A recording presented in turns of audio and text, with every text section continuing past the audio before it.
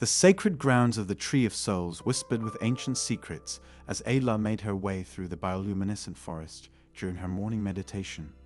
The gentle elder's footsteps were light, her movements graceful as she connected with the spiritual energy that pulsed through Pandora's very core. But this morning felt different. Have you ever experienced that peculiar sensation when something extraordinary was about to unfold?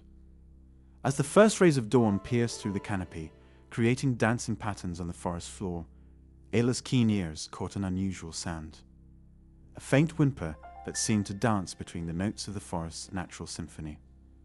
What could be causing such a delicate cry in this sacred place? Following the sound, Ayla's eyes widened as she discovered something that would forever change the relationship between her people and the mysterious beings they had only heard about in ancient stories. There, nestled among the luminescent roots of the Tree of Souls, lay a tiny figure no larger than her palm. A fairy with iridescent wings that seemed to capture every color of Pandora's rainbow. "Please, help," the fairy whispered, her voice as delicate as morning dew. This was Lyra, though Ayla didn't know it yet. The fairy's wing was torn, and her usually vibrant glow had dimmed considerably. Ayla's heart raced with both excitement and concern. How should she proceed? The stories of fairies had been passed down through generations, but no Navi had ever reported actually encountering one. Were they not just tales told to young ones? Meanwhile, in the fairy realm hidden within the heart of Pandora's forest, Errol paced anxiously. Where was Lyra? The young fairy had ventured out despite his warnings about staying close to their sanctuary during the dangerous dawn hours where the forest's predators were most active. Would you risk everything to save someone who had disobeyed your direct orders? The story spread quickly through the Navli community. Yamzan, always eager for adventure, was the first to arrive at Kelari's healing hut, where Ayla had carefully transported the injured fairy. His eyes sparkled with wonder as he watched Kelari gently examine Lyra's wing. "It's really true then," Zan whispered, unable to contain his excitement. The stories about the glowing people with wings. Taran, who had been hunting nearby when he heard the news, arrived next. Something stirred in his memory as he gazed at the fairy. Hadn't he seen similar beings during his darkest moment in the forest years ago? The ones who had led him to safety when he was lost and injured? But he had always convinced himself it was a fever dream. As Kelari worked to heal Lyra's wing, using her knowledge of Pandora's healing plants, the fairy began to share her story. She spoke of a hidden world within their world, of magic that flowed through Pandora in ways even the Navli hadn't fully understood. But why had the fairies chosen to remain hidden for so long? The answer came with a sudden burst of light as Errol and a group of fairies materialized in the healing hut, their arrival causing the air to shimmer like sunlight on water.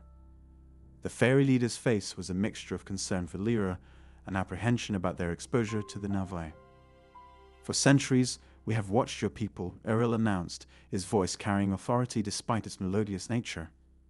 "We have helped from the shadows, guided lost warriors home, blessed your crops with abundance, and protected your children when they wandered too far. But we feared that revealing ourselves would change everything." Ayla stepped forward, her wisdom shining in her eyes. "Change isn't always something to fear," she said softly. "Sometimes it's the very thing we need to grow stronger together." As the day progressed, more Na'vi gathered around the healing hut, their curiosity and wonder growing with each passing moment. Lyra, despite her injury, couldn't help but perform small tricks with her magic, making flowers bloom instantly and creating tiny floating lights that danced around the amazed Na'vi children. But with this magical revelation came important questions. How would this discovery change both societies? What ancient knowledge could they share with each other? And more importantly, what dangers might this new alliance face? The answer to the last question came sooner than anyone expected, as a distant roar echoed through the forest, followed by the sound of trees crashing. Something was coming, something that would test this newfound friendship between the Na'vi and the fairies. Would their combined strength be enough to face whatever threat approached their peaceful gathering? As the sun began to set on this extraordinary day, Ayla looked at the gathering of Na'vi and fairies, now mingling with cautious curiosity. She couldn't help but wonder. Was this the beginning of a new chapter in Pandora's history? Or would it become another legend, lost to time like so many before it? The first light of this new dawn had brought wings of change to their world. But as any wise elder knows, change brings both opportunity and challenge. What adventures and trials awaited this unique alliance of two magical peoples? Only time would tell. And the story was just beginning to unfold. The dense canopy of Pandora's forest filtered the ethereal light as Kalari knelt beside a small Nave child, her hands trembling as she applied yet another traditional remedy to the young one's burning forehead. The child, barely 6 summers old, had been struck by a mysterious illness that made their normally blue skin fade to a concerning pale shade. None of Kalari's usual healing methods seemed to work, and desperation began to creep into her heart. "There must be something we haven't tried," Kalari whispered, her voice breaking with emotion. Ayla, who had been watching from nearby, placed a comforting hand on her shoulder. "Perhaps," Ayla began thoughtfully, "this is why Iwa led us to discover our fairy friends when we did." She glanced meaningfully at Lyra, who hovered nearby, her wings casting small rainbow reflections on the ground. Lyra's usually playful demeanor had been replaced by genuine concern. "I've seen something like this before," she admitted, her tiny voice carrying surprising authority. "But healing magic, it's one of our most guarded secrets. Errol would never." "Never what, young Lyra?" Errol's voice cut through the air as the fairy leader emerged from behind a luminescent leaf. The fairy leader's presence commanded attention, despite their diminutive size. Have you ever wondered how such small beings could carry such immense wisdom and power? Tarin, who had been standing guard nearby, stepped forward. "Errol, I know we're still learning to trust each other, but this child's life hangs in the balance. Remember when your people saved me. Perhaps it's time to return that trust." The mention of that incident caused Errol to pause, their wings flickering with conflicting emotions. The fairy leader looked at the suffering child, then at the desperate faces of the Navi gathered around. What would you do if you held the power to save a life, but sharing it meant breaking centuries of tradition? Our healing magic, Errol began slowly, is not just about knowing the right herbs or speaking the right words. It's about understanding the delicate balance between life and death, between spirit and body. They flew closer to the child, their wings casting a soft, healing glow. Young Zern, who had been watching from behind a tree, couldn't contain himself any longer. But how can magic heal someone? Is it like the songs we sing to Ewa? His question brought a slight smile to Errol's face. "In a way, young one. Our magic is like a song, but instead of being heard by the ears, it's felt by the spirit." As Errol spoke, Kalari listened intently, her healer's mind absorbing every detail. The fairy leader began to explain the intricate relationship between Pandora's natural elements and the fairy healing arts. Did you know that every plant on Pandora had its own unique energy signature, its own song in the great symphony of life? The secret, Errol revealed, demonstrating with gentle movements of their hands, lies not in the ingredients themselves, but in how they're brought together in harmony with the patient's own life force.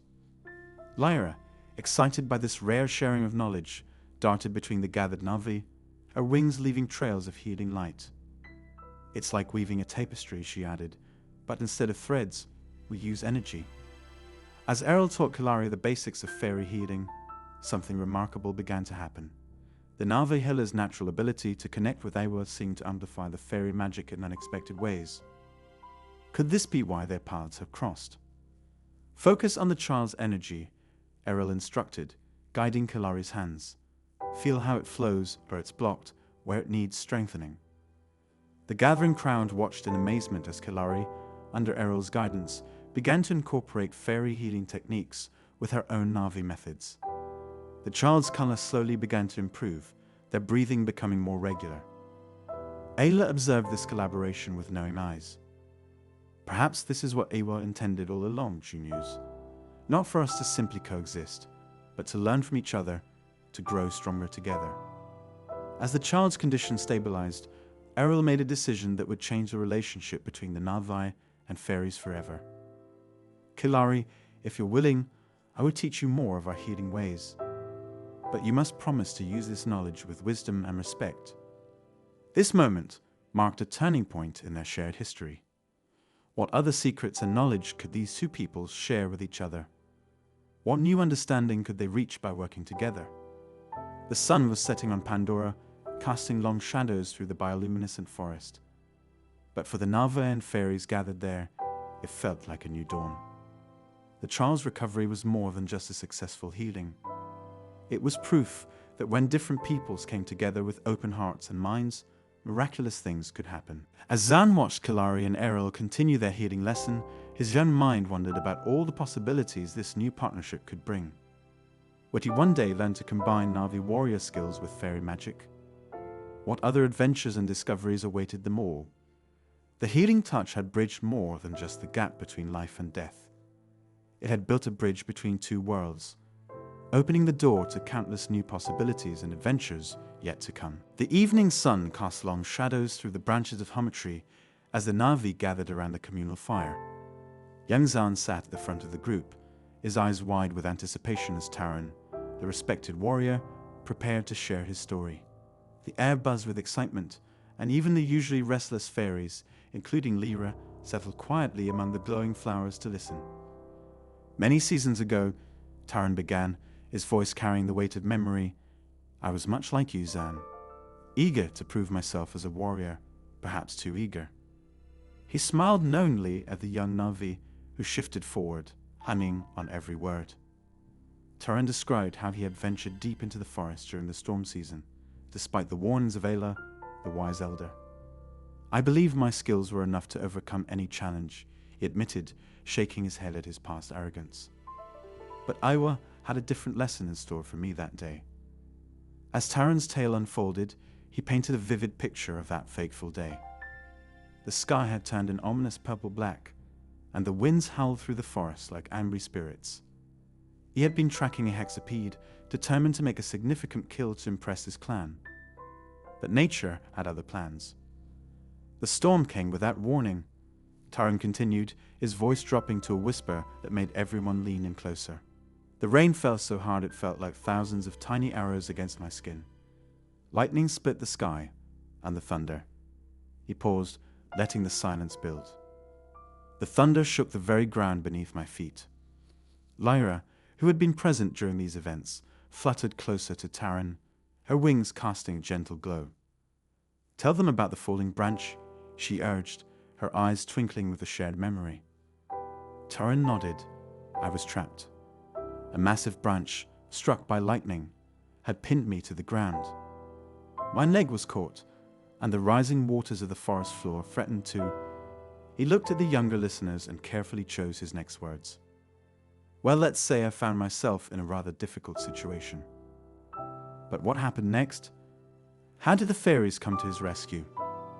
As Taran's story continued, he revealed how a group of fairies, led by Errol, had discovered him in his moment of greatest need. Despite their initial hesitation, for fairies were naturally wary of the Na'vi at that time, they chose to help. They may be small, Taran said, gesturing to Lyra and the other fairies present, but their magic, when combined with their determination, is more powerful than any warrior's strength. He described how the fairies had used their collective magic to lift the massive branch, their wings beating in perfect harmony as they channeled their energy. Kalari, who sat nearby, nodded in understanding. Having recently learned about fairy healing magic herself, she could appreciate the depth of their powers. The fairies' magic comes from their connection to Aiwa, she added, just as our own strength does. As Taran concluded his tale, he spoke of the promise he made that day. A warrior's promise to protect and honor the friendship between the Na'vi and the fairies. From that day forward, he said, I understood that true strength lies not in proving oneself, but in recognizing the value of all of Elwell's creatures, no matter their size. Young Zan could barely contain his questions. But Taran, weren't you afraid? How did you know you could trust the fairies? Taran exchanged a knowing look with Errol, who had been listening quietly from her perch on a nearby branch. Fear and trust are like two sides of the same leaf, young one, he explained. Sometimes we must move through our fear to discover trust waiting on the other side. Ayla, who had been silently observing, spoke up. "This is why we share our stories," she said, her voice gentle but firm. "Each tale carries wisdom that helps us understand our place in Iwa's great design." The story sparked a lively discussion among the gathered Navi and fairies. Questions flew back and forth like darting insects in the evening air. How had this event changed the relationship between the two peoples? What other adventures had Taran and the fairies shared since then? As the night deepened and the fire burned lower, Taran's tale served as more than just a story. It became a bridge, strengthening the bonds between the Navi and their fairy allies. The younger generation, especially Zan, began to see the fairies in a new light, not just as playful spirits of the forest, but as powerful and loyal friends. Lyra, ever the mischief maker, couldn't resist adding her own flourish to the evening. With a wave of her hand, she created a shower of sparkles that danced above the dying fire, forming shapes that depicted scenes from Taran's story. The children gasped in delight, and even the adults smiled in wonder. The night ended with a sense of unity and purpose. Taran's warrior's promise had become more than just his personal pledge. It had grown into a shared commitment between two peoples, bound together by trust, respect, and the eternal wisdom of Iwa. What other secrets and stories lay hidden in the hearts of those who called Pandora home?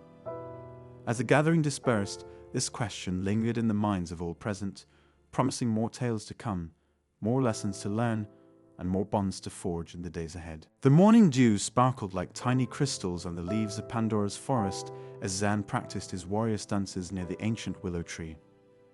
His movements were precise but rigid, lacking the fluid grace that distinguished the most skilled Navi warriors. As he attempted another complex maneuver, a familiar giggle echoed from above. "You look like a stumbling hexapede trying to climb a mountain," Lyra's melodious voice teased as she descended in spiral patterns, her wings casting prismatic light across the forest floor. Zan's face flushed blue with embarrassment. "I'm trying to be like Taran. He moves like water through the forest."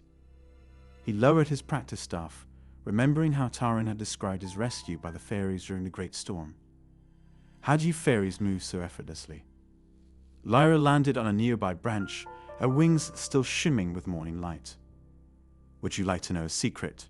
she asked, her eyes twinkling with mischief. "We fairies believe that true movement comes from here." She pointed to her heart. "Not here," she gestured to her limbs. The young Novi's eyes widened with curiosity. "But Taran says a warrior must always be aware of their body and surroundings." "And he's right," Lyra nodded, floating down to eye level with Zan. "But have you ever watched the seeds of the sacred tree dance in the wind? They don't think about where they're going. They trust in the flow of life itself." As their conversation continued, neither noticed Kalari gathering herbs nearby, listening intently to their exchange. The healer had long suspected that the fairies' graceful movements held more than just aesthetic value. They were a form of communication with Pandora itself. "Would you teach me?"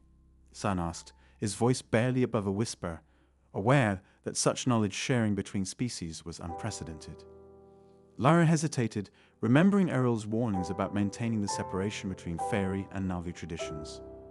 But something in Zan's earnest expression reminded her of the bridge that needed to be built between their peoples.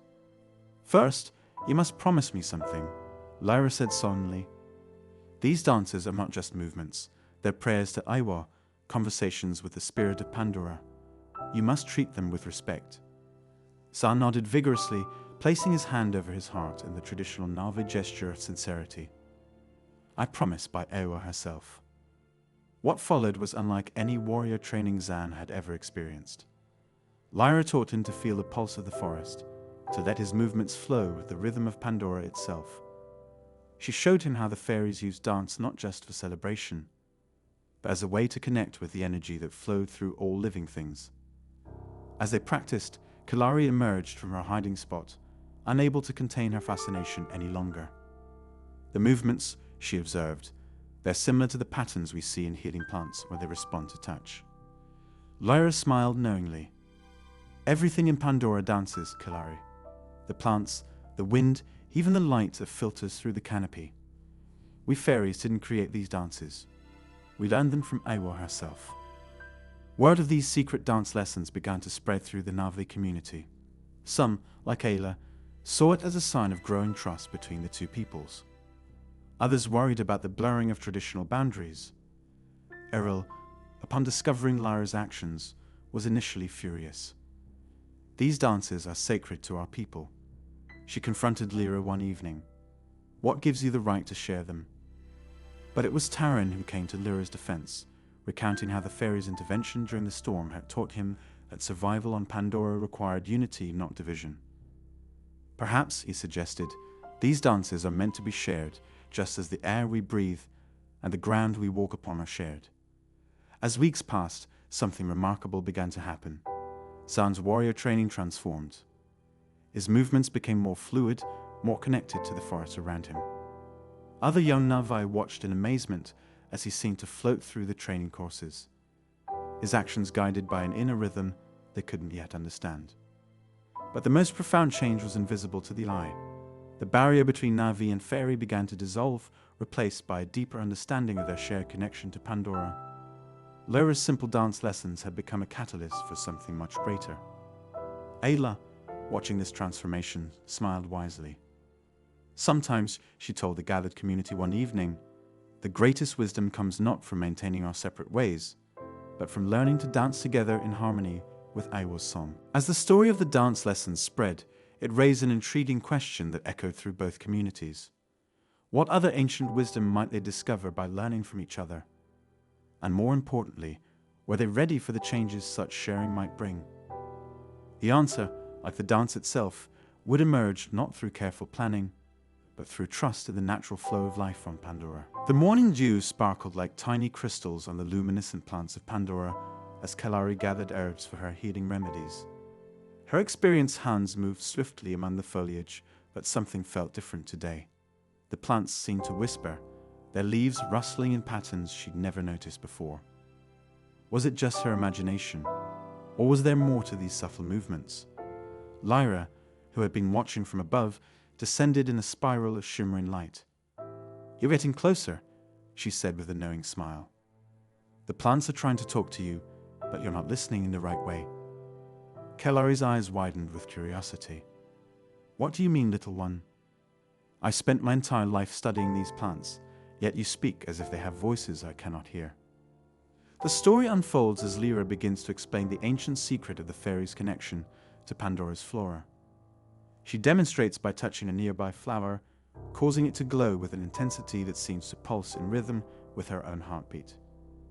"Every plant has a song," she explains, "a melody that tells its story, its purpose, and its healing powers."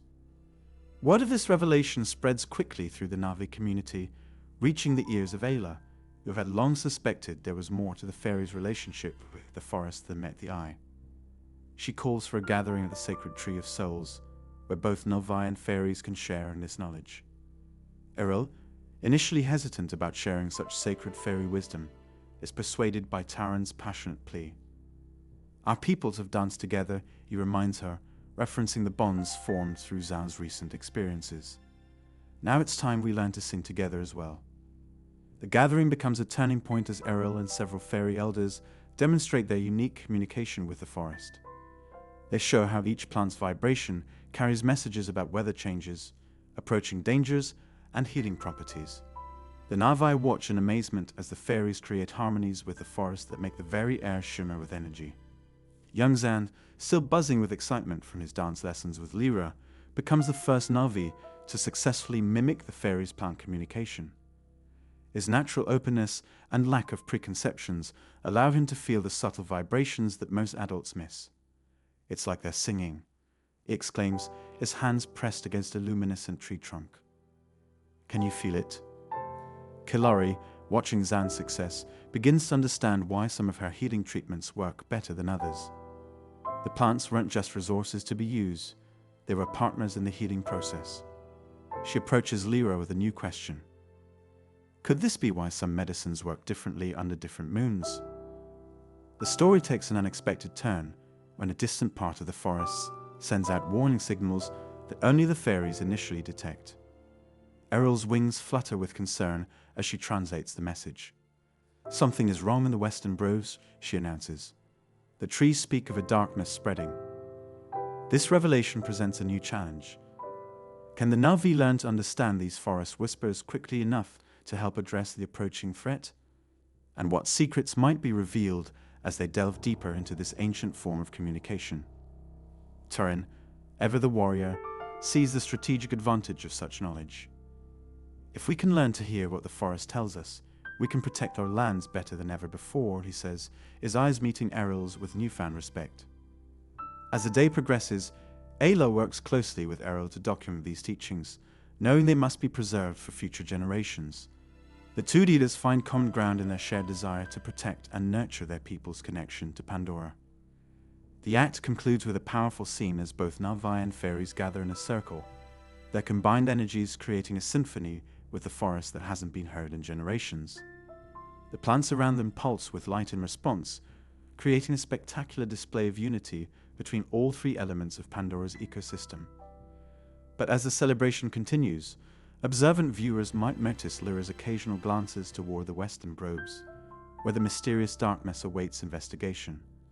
What dangers lurk in those shadows, and how will this newly shared knowledge help them face whatever comes next?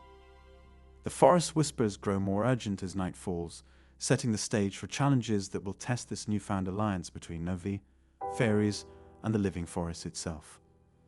Will their combined wisdom be enough to face what lies ahead? The morning sun filtered through Pandora's dense canopy, casting dancing shadows on the forest floor below.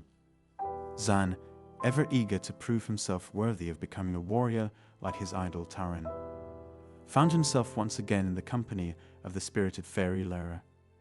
Their unlikely friendship had blossomed over the past few moons, much to the amusement of both their communities. "Come on, Zan. You move slower than a sleeping Taparis," Lyra teased, her wings shimmering as she darted between the massive leaves. Zan carefully balanced on a thick branch, trying to keep up with his tiny friend.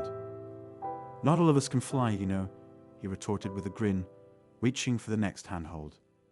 "Where are you taking me this time?" "Kalari will have my head if I'm late for another healing lesson." Lyra's melodious laughter echoed through the trees. "Trust me, what I'm about to show you will be worth more than any lesson." She paused, hovering near a cluster of unusual-looking pods that seemed to pulse with an inner light. Have you ever wondered why some parts of the forest seem to dance even when there's no wind? Before Zan could answer, their playful expedition was interrupted by Errol's stern voice. "Lyra, what are you doing with the young Navi so close to the sacred pods?" The fairy leader emerged from behind a luminescent leaf, his expression a mixture of concern and curiosity. Meanwhile, below in the forest clearing, Ayla and Kalari were gathering medicinal plants where they noticed the commotion above. "Those two are always finding trouble," Kalari sighed, though her eyes sparkled with affection. "Perhaps," Ayla replied wisely, "but have you noticed how the forest seems more alive since the fairies began sharing their knowledge with us? Even the youngest seedlings reach toward their energy." As if to prove her point, the pods near Lyra and Zan began to pulse more intensely, their rhythm synchronizing with the beating hearts of those gathered around them. Taran, who had been tracking a herd of stern beasts nearby, was drawn to the unusual light display. "What magic is this?" he wondered aloud, climbing up to join the others. The pod's pulsing grew stronger with each new arrival, creating a mesmerizing pattern that seemed to spread through the surrounding vegetation. Lyra, despite Errol's earlier admonishment, couldn't contain her excitement. "Don't you see? The forest is trying to tell us something. These pods aren't just storage vessels for seeds, they're communication hubs." Errol's expression softened as understanding dawned. "So this is what you've discovered, little troublemaker." The ancient connection points our ancestors spoke of in their stories. The revelation sparked a flurry of questions from everyone present. How long had these communication pods existed? What messages were they transmitting through the forest? Could this explain why certain areas of Pandora seemed more responsive to both Navi and fairy presence? As the group discussed these possibilities, Kalari noticed something remarkable. The medicinal plants she had been gathering were growing more vibrantly near the pod's influence. "Look," she exclaimed, pointing to a particularly rare healing flower that had suddenly bloomed. "The pods aren't just communicating. They're nurturing the entire ecosystem. Ayla stepped forward, her years of wisdom lending weight to her words. Perhaps this is why our ancestors always spoke of the forest as one living being. These pods are like the neural connections in our own bodies, carrying messages and life force throughout Pandora. Zan, who had started the day seeking adventure, found himself at the center of a discovery that could change how both Na'vi and fairies understood their world. So Lyra's mischief actually led to something important, he asked, trying to hide his pride in their joint discovery. Sometimes the greatest discoveries come from the most unexpected sources, Torrin acknowledged, placing a supportive hand on Zan's shoulder. Though perhaps next time you could explore with a bit more caution. The group spent the remainder of the day studying the pods, with Lyra and Errol sharing what they knew of fairy lore regarding similar phenomena. The Na'vi's understanding of Aiwa's connection to all living things deepened as they witnessed the intricate network of communication happening right above their heads. As the sun began to set, casting its golden light through the canopy, Lyra couldn't resist one more playful jab at Zan. "See, I told you it would be worth missing your healing lesson." Kilari laughed. "I think this counts as the most practical healing lesson any of us could have received. These pods could revolutionize our understanding of Pandora's healing properties." The discovery raised new questions. What other secrets did the forest canopy hold? How could this knowledge be used to strengthen the bond between Na'vi and fairies? And most intriguingly, what other mischievous adventures might lead to extraordinary discoveries? As night fell and the pod's gentle pulsing merged with the natural bioluminescence of the forest, both communities realized that their partnership had unveiled just the beginning of Pandora's mysteries. The mischief makers, Lyra and Zan, had inadvertently opened a new chapter in their people's understanding of their shared home. What other wonders might be revealed through the unlikely friendship between a young Na'vi warrior in training and a playful fairy? Only time, and perhaps a few more adventures in the canopy, would tell. As the twin suns of Pandora cast their golden light through the dense canopy, Ayla sat in quiet meditation beneath the ancient hum tree. Her weathered hands rested gently on her knees, her consciousness drifting between the physical and spiritual realms. Something had been stirring in the energy of the forest lately, a disturbance that made even the smallest seeds of the sacred tree quiver with anticipation. Lyra, still catching her breath from her recent adventures with Zan, noticed the elder's unusual stillness. The fairy's luminescent wings dimmed slightly as she approached, sensing the gravity of the moment. "Something troubles you, wise one," she whispered, her voice carrying on the gentle breeze. Ayla's eyes remained closed, but a subtle smile crossed her face. "The ancestors speak, little one. Their voices carry through the winds of time, bringing warnings of shadows yet to come." The news of Ayla's meditation spread quickly through the clan. Tauren, who had been teaching young warriors the art of bow crafting, immediately made his way to the elder's side. Kilari followed close behind, her healer's bow filled with sacred herbs, swaying at her hip. Even Errol, typically cautious about leaving the fairy realm, emerged from the luminescent undergrowth, drawn by the gravity of the moment. "What do you see, Ayla?"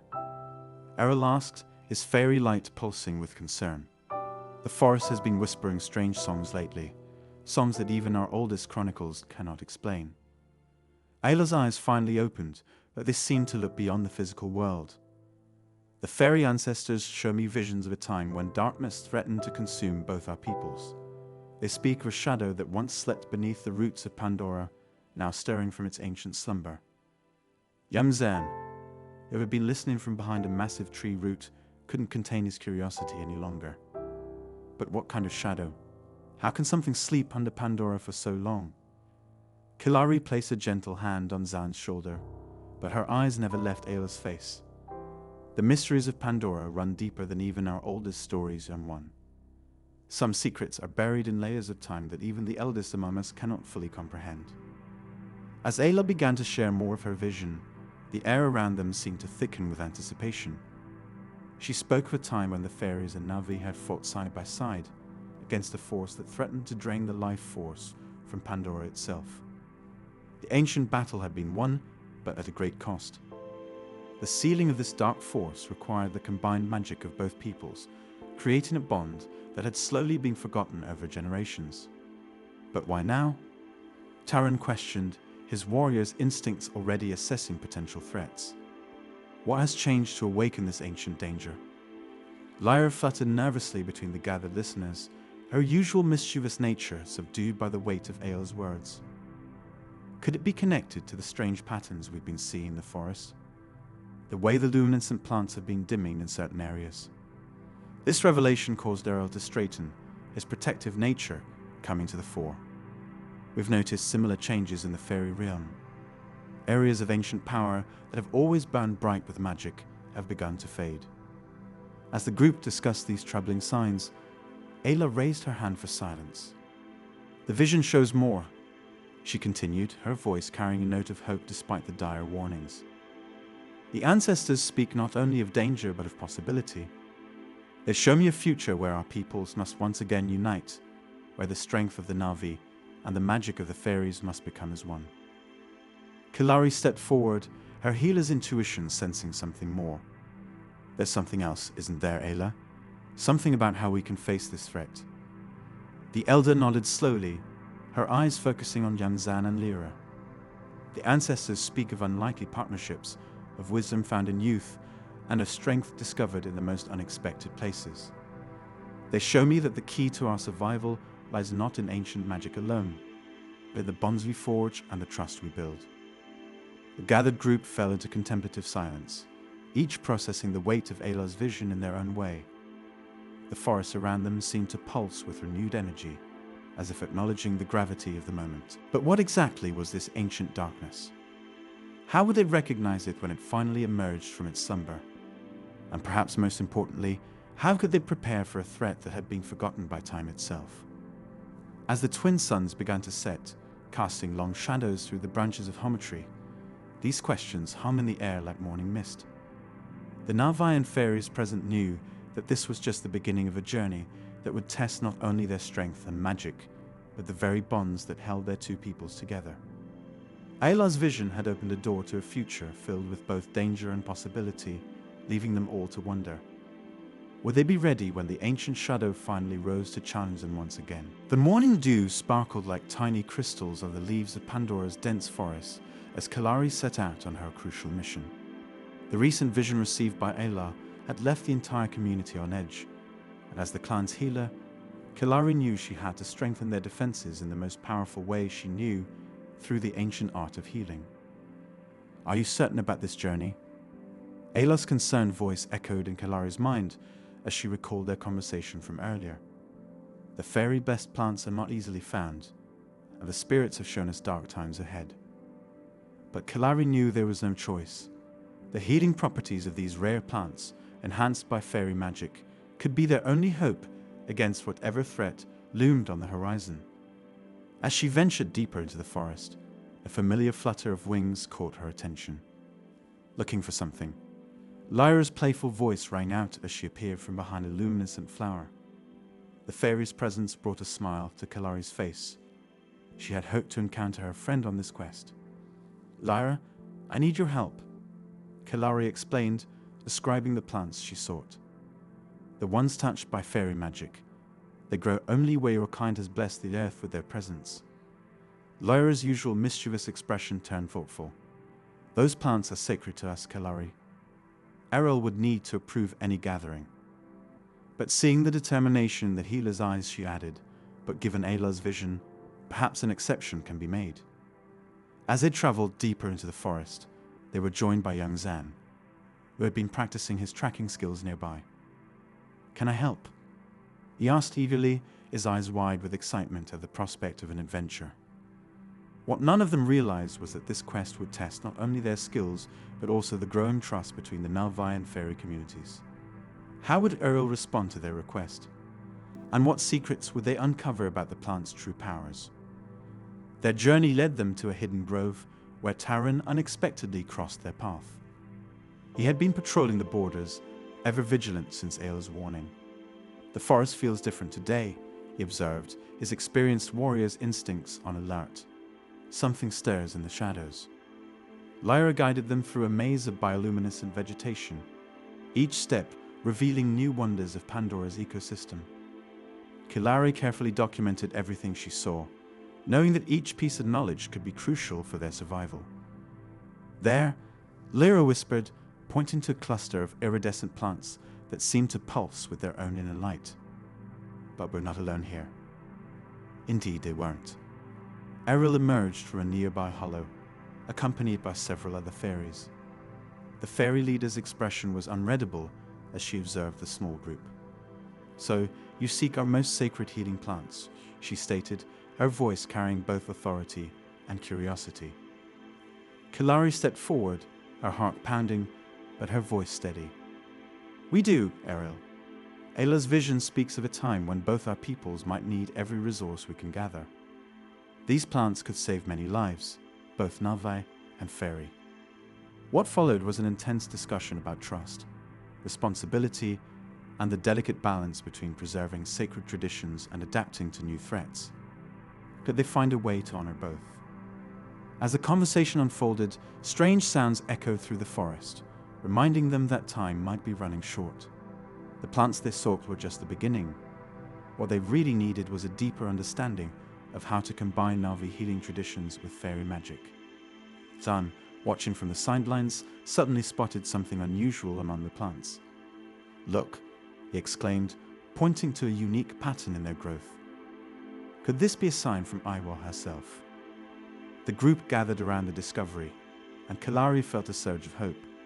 Perhaps this quest wasn't just about gathering plants. It was about forging stronger bonds between their peoples and unlocking ancient secrets that had been waiting for just the right moment to be revealed. But as they began the careful process of harvesting the best plants under Errol's guidance, none of them could shake the feeling that they were being watched. Was it merely the forest spirits observing their actions, or was it something else? Something connected to the darkness Ayla had foreseen. The day's events raised more questions than answers. How would they use these powerful plants? What other secrets lay hidden in the fairy realm that could help them face the coming challenges? And most importantly, would this shared experience strengthen the bonds between the Na'vi and fairies enough to withstand whatever threats lay ahead? As the sun began to set, casting ethereal shadows through Pandora's canopy, Kilari carefully packed the harvested plants, knowing that their real work was just beginning. The quest had succeeded, but it felt like the first step in a much longer journey, one that would test not only their skills as healers and warriors, but also their faith in each other. Deep within the luminescent groves of Pandora, where fairy light danced among the bioluminescent flora, Errol hovered thoughtfully near the ancient spirit tree. The weight of leadership pressed heavily upon her shoulders as she contemplated the growing relationship between her fairy clan and the Na'vi. Could they truly bridge the gap between their two worlds without compromising the sacred knowledge that had kept their kind safe for generations? The events of recent days played through her mind like scattered fragments of light. She had witnessed Kilari's dedication during her quest for healing plants, her gentle touch and reverent approach to their sacred gardens. Yet, something held Errol back from fully opening the doors to their magical realm. "What troubles you, dear friend?" Ayla's soft voice carried through the evening air as she approached the fairy leader. The Na'vi elder's presence had become a familiar comfort, though it also stirred Errol's internal conflict. "The balance between trust and protection, Ayla," Errol responded, her wings shimming with uncertainty. "Your people have shown great respect for our ways, but our magic, our deepest secrets, they've remained hidden for so long." As they spoke, Lyra fluttered nearby, unable to contain her curiosity. "But Errol, haven't they proven themselves? Remember how Taran kept our sacred grove secret, even when the other warriors questioned him. The mention of Taran brought forth memories of his unwavering loyalty. He had indeed protected their secrets, even at the cost of his standing among some of his fellow warriors. But was one warrior's dedication enough to trust an entire people? Kilari emerged from the underbrush, her hands stained with the essence of healing plants. "The knowledge you've already shared has saved many lives," she offered gently. "Perhaps there is wisdom in finding middle ground." The question hung in the air like morning mist. How much could they share without risking their ancient ways? What if the knowledge fell into the wrong hands? Yet, hadn't the Na'vi already demonstrated their deep connection to Iwa and their respect for all living things? Young Zan appeared, his eyes wide with wonder as he watched the fairies dance around the spirit tree. The stories say our ancestors once worked closely with the fairy folk, he said, reciting tales learned from Ayla. They say together they performed healing magic that could cure any ailment. Errol watched as Lyra playfully circled the young Navi, leaving trails of sparkles that made him laugh with delight. The sound of his pure joy touched something deep within her heart. Wasn't this the very essence of what they protected, the magic of connection, of joy, of healing? Taran joined the gathering, his quiet presence a reminder of the bridge that had already begun to form between their peoples. We don't seek to take your magic, Errol, he spoke softly. We seek to learn how to better protect it together. As darkness fell and the forest began to glow with its natural light, Errol found herself facing the core of her doubt. Was she holding on to tradition out of wisdom or fear? The Nalvai had shown themselves to be true children of Iowa, just as the fairies were. Perhaps the real risk lay not in sharing their knowledge, but in keeping it too closely guarded. Ayla stepped forward, her wisdom flowing like a gentle stream. Sometimes, Errol, the greatest protection comes not from hiding, but from creating bonds strong enough to weather any storm. Your secrets are safe with us because we understand their value, not because we are forced to keep them. The fairy leader watched as Lyra taught Zan a simple fairy blessing, his clumsy attempts making the young fairy giggle. Kilari and Taran stood nearby, their faces reflecting the same reverence they showed to Iowa herself. These weren't just allies seeking power, they were family discovering each other anew. As the night deepened, Errol began to see her doubt not as a warning, but as a testament to the importance of what they protected.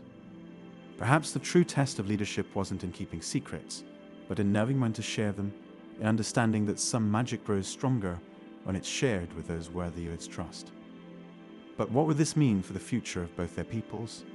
How would they navigate the delicate balance between sharing and protecting?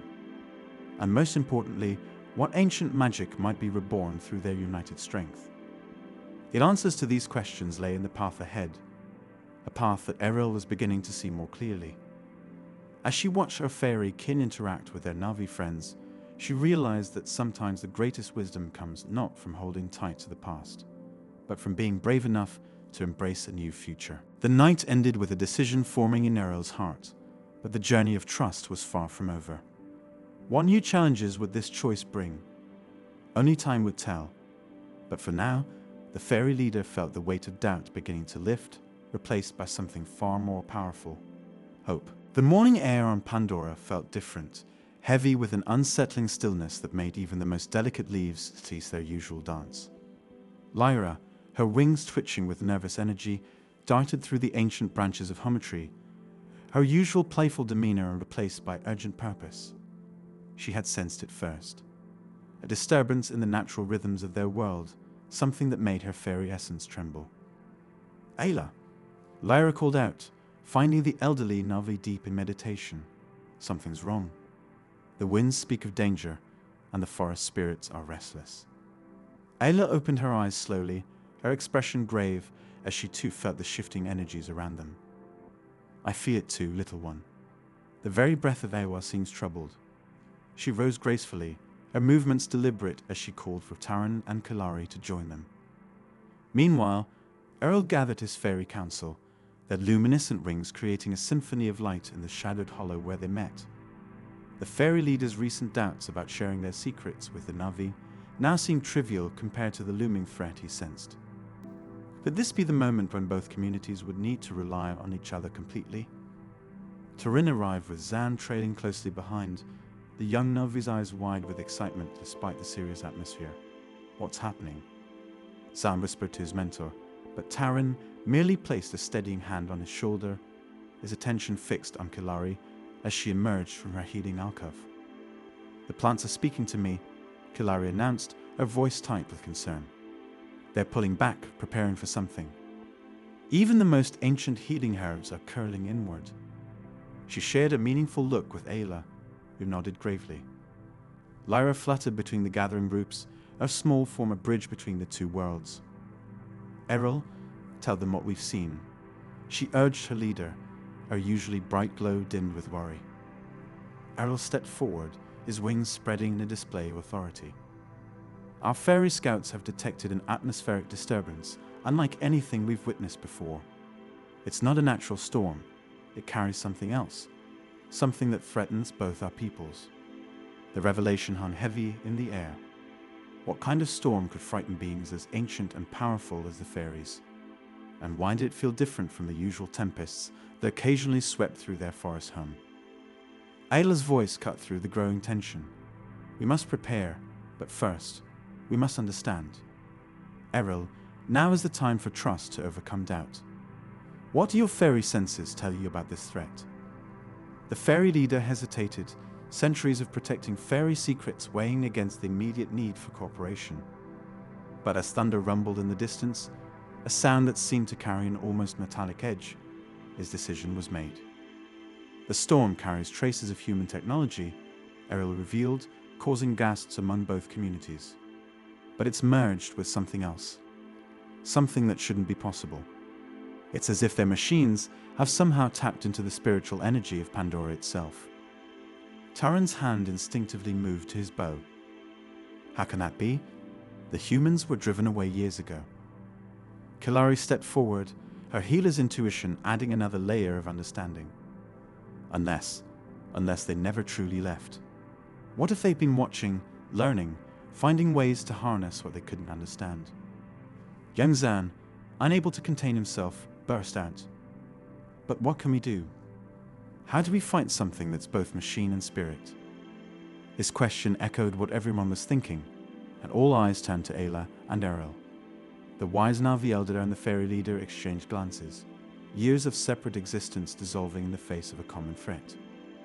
We fight it together, Ayla declared, her voice strong and clear. The Navi's physical strength and the fairy's spiritual powers. Perhaps this is why Iwa has been bringing our peoples closer. Lyra darted excitedly between the groups. Yes, our magic combined with your connection to Iwa. We might be able to create a defense that neither of us could manage alone. But as another rumble of thunder rolled across the sky, closer this time, Errol raised a warning hand. We must act quickly. The storm is approaching faster than we anticipated, and we need to prepare our defenses. The gathering broke into urgent action, with Taran organizing the warriors, Kilari preparing healing supplies, and the fairies beginning to weave protective enchantments. But questions still lingered in the air. How would they combine their different abilities? Would ancient fairy magic work alongside Navi tradition? And most importantly, would they have enough time to prepare? As Ayla watched her people and the fairies working together, she couldn't help but wonder if this crisis was actually an opportunity. A chance to forge a bond between their communities that would last for generations to come. But first, they had to survive what was coming. The storm clouds on the horizon grew darker, shot through with unnatural pulses of energy. Whatever was approaching would test both communities in ways they had never imagined. Would their newfound unity be enough to weather this storm? Deep within the luminescent forests of Pandora, an unusual stillness hung in the air. The typically melodious sounds of the night creatures had fallen silent, and even the bioluminescent plants seemed to pulse with an anxious energy. Something was wrong, and both the Navi and the fairy folk could sense it. Taran stood at the edge of Humtree's massive branches, his keen eyes scanning the horizon. The warrior's muscles were tense, his tail twitching with unease. Behind him, Lyra's wings hummed as she hovered near his shoulder, her usual playful demeanor replaced by concern. You feel it too, don't you? Lyra whispered, her tiny voice carrying a weight that belied her size. The forest speaks of danger. Taran nodded solemnly. Something approaches, something that threatens both our peoples. He turned to face the fairy, remembering how she and her kind had saved his life during a fierce Thanator attack years ago. We must warn Errol and gather the council. Meanwhile, in the heart of the fairy realm, hidden within a grove of ancient willows, Errol paced back and forth, her silvery wings casting dancing shadows on the ground. The fairy leader had been experiencing disturbing visions. Shadows creeping across their sacred spaces, corrupting the pure energy that sustained both their worlds. Have you ever wondered what happens when two different worlds must unite against a common threat? when ancient rivalries must be set aside for survival. Ayla, the wise Navi elder, arrived at the fairy grove, guided by Kelari. The healer had noticed strange markings on the healing plants they shared with the fairies. They were withering without cause, their energy being drained by an unseen force. Errol, Ayla called out, her voice gentle but urgent. The signs cannot be ignored any longer. Our worlds are connected in ways deeper than we understand. Yamzan, who had followed Taran despite being told to stay behind, watched from behind a luminous mushroom cluster, his eyes wide with wonder and fear. He had never seen the fairy leader up close before, and even in this moment of crisis, he couldn't help but be amazed by the ethereal globe that surrounded her. The ancient texts speak of a time when darkness would try to claim both our realms. Kelari spoke, our knowledge of both Navai and fairy lore proving invaluable. But they also speak of unity being our salvation. Errol's wings flickered with uncertainty. The fairy folk had always maintained a careful distance from the Navi, sharing their magic and knowledge sparingly. But now, as she looked at the concerned faces around her, she realized that old boundaries might need to be crossed. "What do you propose?" she asked, directing her question to both Ayla and Taran. Taran stepped forward, his warrior's stance softening as he addressed the fairy leader. "We combine our strengths, the Navi's connection to Ewa and the fairy's ancient magic. Together, we might stand a chance against whatever threatens our home. But would their peoples accept such an alliance? Could centuries of careful separation be overcome in the face of danger?" Lyra fluttered between the two groups, her presence a living bridge between their worlds. "We've already begun working together in small ways," she reminded them. "Kelari's healing knowledge has grown stronger with our guidance, and Taran's warriors have protected our sacred groves." The discussion was interrupted by a distant rumble that shook the very ground beneath them. The leaves of the ancient willows trembled, and the bioluminescent plants flickered like dying flames. "It's getting closer," Zam whispered, unable to contain his fear. Ayla placed a comforting hand on the young Navi's shoulder while looking meaningfully at Errol. "Our children's future depends on the choices we make today. Will we stand together or fall divided?" The weight of the moment hung heavy in the air. Errol's gaze met Taran's, and in that moment they both understood the magnitude of what lay ahead. Their peoples had lived parallel lives for so long, but now their paths would have to converge. "We will need to act quickly," Errol finally declared, her decision made. Lyra gathered the fairy council. Taran, call your warriors. Kelari, prepare your strongest healing enchantments. We must be ready. As the group dispersed to prepare for what was to come, questions lingered in the air. What was this darkness that threatened their world? Would their combined strength be enough to face it? And most importantly, could two distinct peoples truly learn to fight as one?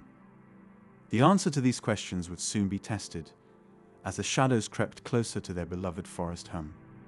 The time had come for unity to prove stronger than division, for trust to overcome caution, and for two worlds to become one in the face of adversity. But what sacrifices would this unity demand? And were both the Na'vi and the fairies ready to pay the price?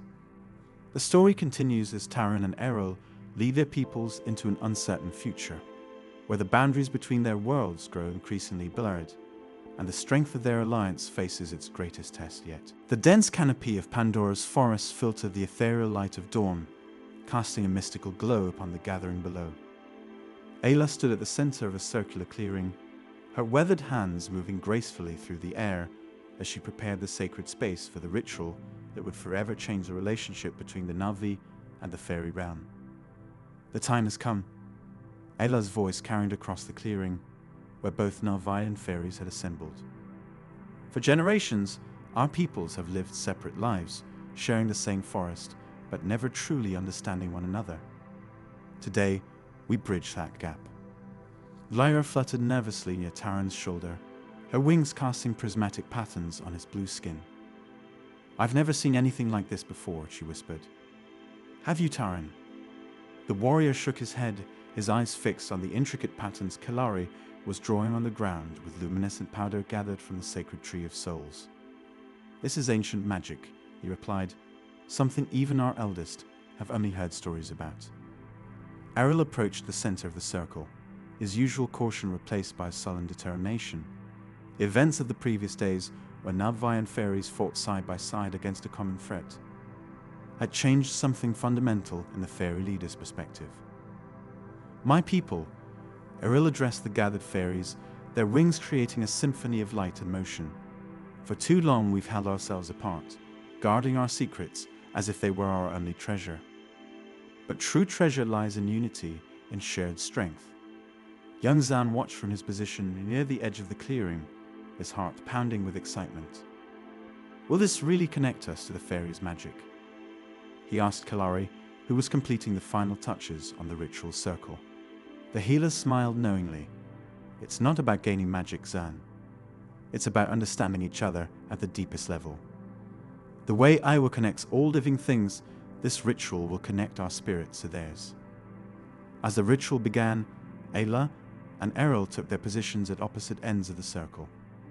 The gathered crowd fell into a hushed silence as Ayla began to sing, her voice carrying the ancient songs of the Navai. To everyone's amazement, the fairies responded with their own melody, a high, crystal-clear sound that seemed to make the very air shimmer. Lyra felt tears forming in her eyes as the two songs intertwined. "Can you feel it?" she asked Taran, who nodded wordlessly, his own emotions threatening to overwhelm him. The luminescent patterns on the ground began to pulse with each note, creating waves of light that rose into the air like gentle tendrils. Navai and fairies alike gasped as these tendrils of light reached out, touching each being in the clearing, creating visible connections between them all. Kalari felt the fairy magic flow through her for the first time, not as an observer, but as a participant. She understood now why their healing was so different from Na'vi methods. It wasn't just about the physical body, but about the very essence of life itself. The bond forms. Ayla's voice rose above the combined song. "Feel it within you, the understanding that bridges our differences. Let it show you what we can become together." Zan watched in wonder as tiny sparks of light began to dance between Na'vi and fairy alike. He could feel something new stirring in his heart. Not just the warrior's courage he had always admired in Taran, but something deeper, more connected to the world around him. As the ritual reached its peak, Errol's voice joined Ayla's in perfect harmony. "With this sacred bond, we are no longer two peoples sharing one forest. We are one family, united in purpose and spirit." The light show reached its crescendo, and for a moment, every being in the clearing could see through each other's eyes. Na'vi understood the fairies' deep connection to the smallest elements of nature, while fairies experienced the Na'vi's profound bond with Iwa in a way they never had before. When the light finally faded, the clearing was different. Not physically, but in the way its occupants perceived it and each other. Taran looked at Lyra with new eyes, understanding now why she approached life with such joy and mischief. Kalari felt her healing abilities enhanced by a deeper understanding of fairy magic, while Errol found himself moved by the Na'vi's passionate connection to their world. "This is just the beginning," Ayla announced, her voice filled with hope and promise. "The sacred bond we form today will grow stronger with each passing season, as we learn from each other and face whatever challenges await us together." As the gathering began to disperse, Zan approached Taran and Lyra, his eyes shining with excitement. "What happens now?" he asked, voicing the question on everyone's minds. Taran placed a hand on the young Na'vi's shoulder, while Lyra settled on his other shoulder.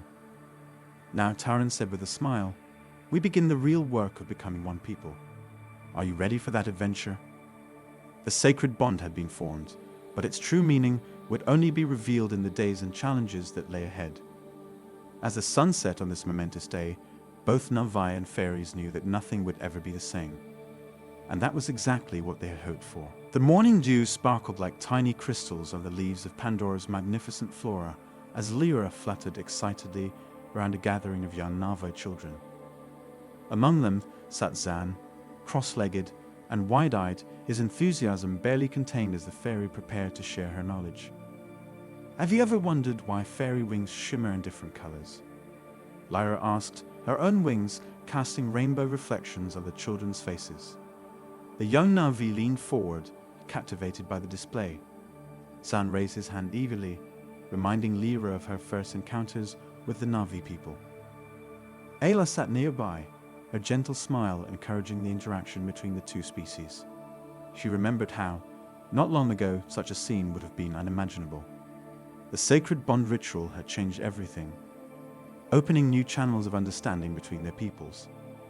Our wings, Lyra explained, performing a graceful spiral in the air, reflect our emotions and our connection to the natural energy of Pandora. She paused, noticing Kalari approaching the gathering with her collection of healing herbs. Just like your healer, Kalari uses different plants for different ailments, our wings serve various purposes in our daily lives. The children gasped in wonder as Lyra demonstrated how fairy wings could change patterns to communicate with other fairies. Kalari set down her herbs and joined the lesson, drawing parallels between fairy wing patterns and the medicinal properties of different plants. But there's something even more special about fairy wings, Lyra continued, her voice dropping to a mysterious whisper.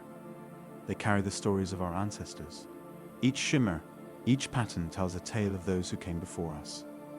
The children huddled closer, their attention completely captured.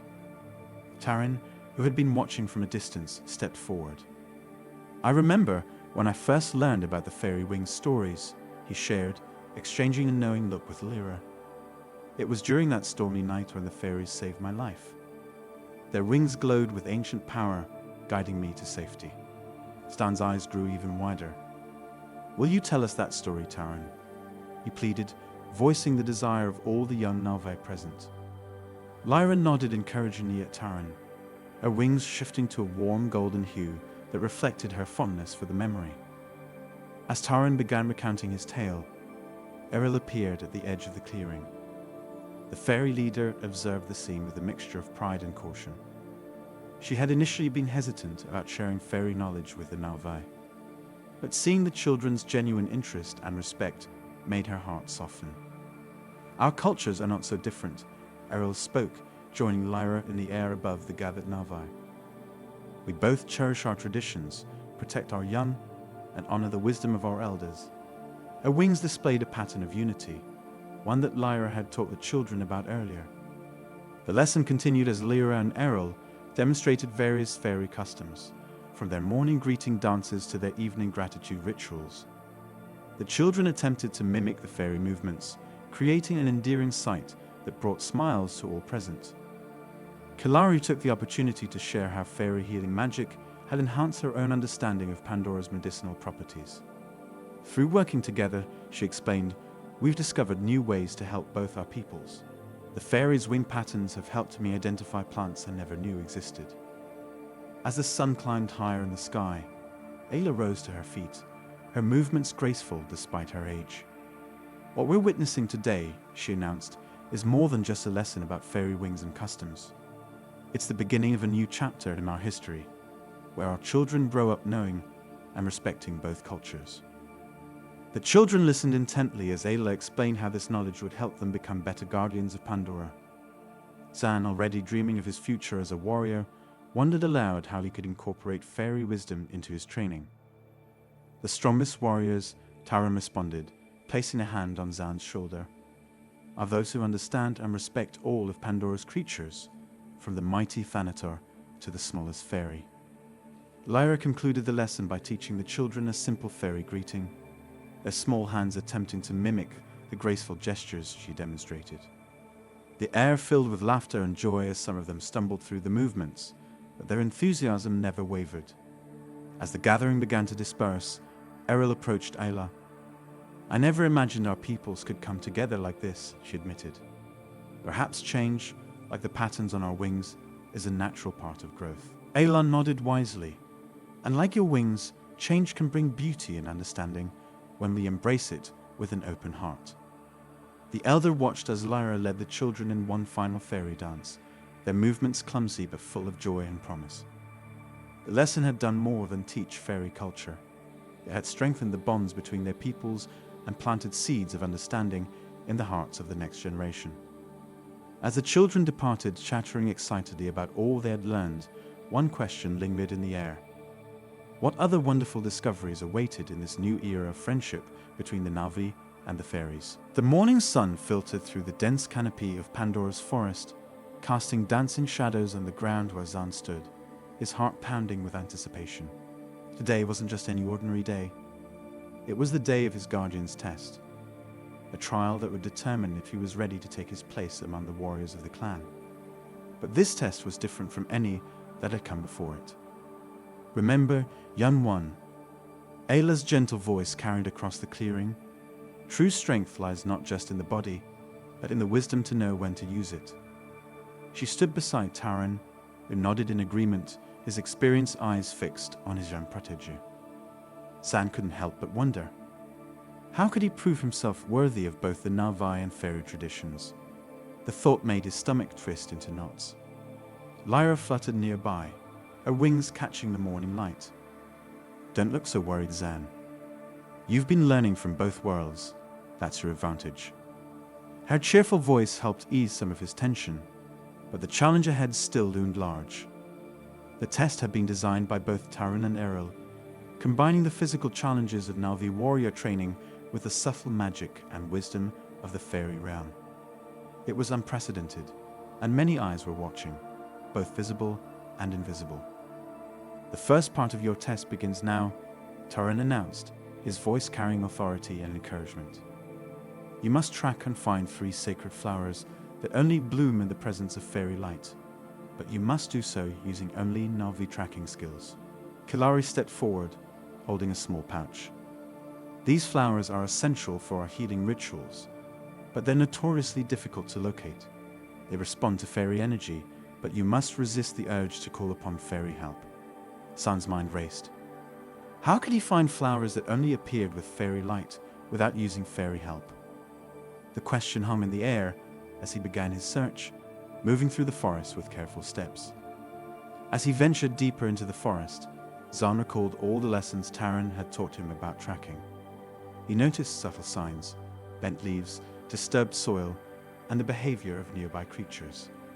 But he also remembered what Lyra had taught him about fairy habits and their connection to certain plants. Hours passed as Zan followed the signs.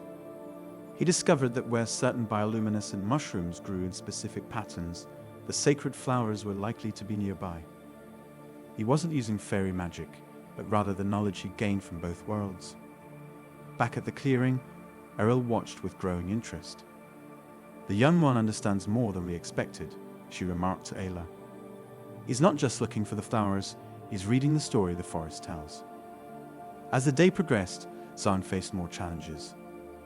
He had to cross a dangerous ravine, but instead of choosing between Na'vi strength or fairy flight assistance, he'd found a third way, using the natural bridges formed by intertwining vines, something both Na'vi and fairies had taught him to spot. The final challenge tested not just his physical prowess or magical understanding, but his heart. A young hexapede had become trapped in a natural pit, and Zan had to decide how to help it. Would he use the direct approach of a Na'vi warrior, or the subtle touch of fairy wisdom? What would you do now, Zan? Taran's voice called out, testing his student's judgment. Zan looked at the frightened creature, remembering all he had learned. Instead of immediately jumping in or trying to use fancy techniques, he sat quietly near the pit, singing a soft Na'vi melody that Ayla had taught him. One that incorporated the gentle harmonies Lyra had shown him was soothing to forest creatures. Gradually, the hexapede calmed, allowing Zan to approach and help it out of the pit using a combination of careful Na'vi climbing techniques and the gentle approach favored by the fairies. As the sun began to set, Zan returned to the clearing, carrying the 3 sacred flowers and followed by the grateful hexapede. The gathered crowd of Na'vi and fairies watched in anticipation. Had he passed the test? Taran and Errol exchanged glances before stepping forward together. You've shown us something remarkable today, Taran began. Indeed, Errol continued, her wings shimming with approval. You've demonstrated that true wisdom lies not in choosing between 2 paths, but in finding the way to honor both. Ayla stepped forward, her eyes bright with pride. You've become something new, Zan. A bridge between our worlds, just as these tests were designed to reveal. Lyra could barely contain her excitement, doing loop-de-loops in the air. "See, I told you could do it. You're not just a warrior now, you're a guardian of two realms." The ceremony that followed was unlike any before it, combining Na'vi traditions with fairy blessings.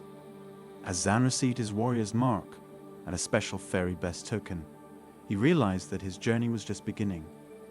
How many more secrets lay in the space between these two worlds? What other discoveries awaited those who dared to bridge these ancient traditions? The story of Zan's guardian's test became a legend, told around fires and in fairy circles, reminding all who heard it that true strength comes not from choosing one path over another, but from finding the wisdom to walk between them both. The ancient Neutral Amacria, a sacred tree that had stood as a beacon of life for countless generations, began showing signs of mysterious ailment. Its luminescent branches, once gleaming with the vibrant blues and purples of Pandora's nighttime glory, now flickered weakly like dying embers. Kilari stood at its base, her heart heavy with concern as she gently placed her hand on its weathered bark. "I can feel its pain," she whispered, her voice trembling with emotion. "Something is consuming it from within." The healer had never encountered such a peculiar affliction in all her years of studying Pandora's flora. Could this be something beyond traditional Na'vi healing knowledge? Lyra, who had been hovering nearby, darted closer to examine the tree's dimming tendrils. "The tree's spirit song is different," she observed, a tiny form casting a soft glow against the bark. "It's like it's singing a lament rather than its usual melody of life." Ayla approached, her experienced eyes scanning the massive tree. "This tree has been here since before my grandmother's grandmother," she said, her voice carrying the weight of generations. "It has witnessed countless seasons of our people's story. We cannot let it fade." As if responding to their presence, the tree's bioluminescent patterns pulsed weakly, prompting Kilari to call out to Errol, who had been watching cautiously from a distance. "Errol, your people have ancient knowledge that even we Na'vi don't possess. Will you help us understand what's happening?" The fairy leader flew closer, her wings creating delicate patterns in the air. "Our magic alone isn't enough," she admitted, "but perhaps together." She left the thought hanging, looking meaningfully at Kilari. Taran, who had been standing guard nearby, stepped forward. "I've seen what can happen when Na'vi and fairy magic combine. During my darkest hour, it was this union that saved my life." He shared a knowing look with Lyra, remembering the day the fairies had come to his rescue. Young Zan, fresh from his recent trial, couldn't contain his curiosity. "But how can we combine such different forms of healing? The Na'vi connect through Sahelu, while the fairies use their light magic." As if in answer to his question, the tree released a shower of dying spores, each one barely glowing before fading completely. The sight spurred Kilari into action. "We must try something new," she declared. "Something that has never been attempted before." What followed was an extraordinary fusion of two ancient healing traditions. Kilari began the Na'vi healing chant, her voice rising and falling like waves in the forest night. The fairies, led by Errol and Lyra, created a spiral of light that danced around the tree's trunk, their magic weaving between its branches. But would this unprecedented combination of healing powers be enough to save the ancient guardian? As the night deepened, the forest itself seemed to hold its breath, waiting to see if this alliance between Na'vi and fairy could prevent the loss of one of its oldest children. The healing ritual continued through the night, with each participant playing a crucial role. Ayla guided the spiritual connection, ensuring the balance between the physical and spiritual realms remained stable. Taran maintained a protective circle around them, his warrior instincts alert to any potential threats that might disturb the delicate procedure. San, eager to contribute, became the unexpected bridge between the two worlds. His recent experience with both Na'vi and fairy trials gave him a unique perspective, and he helped coordinate the rhythm between Kilari's chants and the fairies' light patterns. As dawn approached, the tree's bioluminescence began to change. The weak flickers gradually strengthened, but something was different. The usual blues and purples were now interwoven with the golden light of fairy magic, creating a spectacular display never before seen in the forests of Pandora. "Look," Lyra exclaimed, her tiny voice filled with wonder. "The tree is speaking in both languages now, Indeed, the ancient neutral Emacriere had become a living testament to the power of unity between the Nalvae and fairy peoples. Its branches now sang with a harmony of both cultures' healing magic, creating a new kind of music in the forest's symphony. But this miraculous healing brought forth new questions. What had caused the tree's illness in the first place? And what did this successful joining of Nalvae and fairy healing mean for the future of both peoples? As the group stood back to admire their work, they couldn't help but wonder if this was just the beginning of a deeper connection between their two worlds. Kalari touched the tree's bark once more, feeling the renewed strength pulsing beneath her fingers. "This is more than just healing a tree," she said thoughtfully. "We've created something entirely new, a bridge between our peoples that can never be broken." As the morning light filtered through the canopy, the ancient tree stood as a symbol of hope and unity, its unique glow a constant reminder that sometimes the most powerful healing comes not from one tradition alone, but from the courage to combine different ways of knowing and being. The once vibrant forest of Pandora now held an unsettling stillness. The bioluminescent plants that usually pulse with life seemed dimmer, their glow fading like dying embers. Something was wrong, terribly wrong, and both the Navi and the fairies could feel it in their bones. Lyra fluttered nervously between the massive tree branches, her usual playful demeanor replaced by concern. "Can you feel it too?" she whispered to Taran, who stood alert on a nearby branch. "The forest, it's like it's holding its breath." Taran nodded grimly, his hand instinctively reaching for his bow. "I've never felt anything like this before. Even the Ikran are restless." He gazed at the sky where the flying creatures circled anxiously, their calls more distressed than usual. In the heart of the fairy realm, Eril called an emergency council with Ayla. The fairy leader's wings trembled slightly as she spoke. "Our oldest enchantments are failing, Ayla. Something is draining the very essence of our magic." She gestured to the fairy lights that had always illuminated their sacred grove. They now flickered weakly, like candles in a storm. Ayla closed her eyes, reaching out with her spiritual senses. "Yes," she murmured, "I can feel it. It's like a shadow creeping through the roots of Pandora itself. But what could possess such power?" Meanwhile, Yunzan had been practicing his tracking skills when he noticed something disturbing. "Kelari," he called out, his voice tight with worry. "The healing tree, the one we saved, something's happening to it." Kelari rushed to the ancient tree they had worked so hard to save in their previous endeavor. Its leaves, which had been restored to a healthy glow, were now turning an unnatural shade of purple-black. "This isn't natural decay," she said, placing her hand on the bark. "It's as if something is corrupting it from within." The situation grew more dire as reports came in from across the forest. Lyra and other fairy scouts discovered more trees showing the same symptoms, and animals behaving strangely, almost aggressively. "It's spreading," Lyra reported back to Eril and Ayla. "Whatever this is, it's getting stronger." Taran gathered a group of warriors to investigate the source of the disturbance. "We need to find where this shadow originates," he declared, "before it consumes everything we hold dear." But the search proved dangerous. Several warriors returned with mysterious marks on their skin where they had touched affected plants. Kelari worked tirelessly with the fairies to treat them, but their usual healing methods seemed less effective against this new threat. Could it be connected to the ancient warnings? Ayla wondered aloud during a gathering of both Nalvae and fairy leaders. "Our ancestors spoke of a time when darkness would test the bonds between all living things." Eril's expression grew grave. "Our oldest scrolls mention a force that feeds on discord and fear. The more divided we become, the stronger it grows." She looked pointedly at the gathering, where some Nalvae and fairies had already begun to cast suspicious glances at each other. The shadow's influence was subtle but effective, playing on old prejudices and fears. Some Navi questioned whether the fairies' presence had attracted this darkness, while certain fairies wondered if Navi activities had awakened something better left dormant. San, however, refused to succumb to the growing paranoia. "Remember how we saved the healing tree together," he reminded everyone. "We're stronger when we work as one." His words struck a chord, especially with Lyra. "The boy's right," she declared.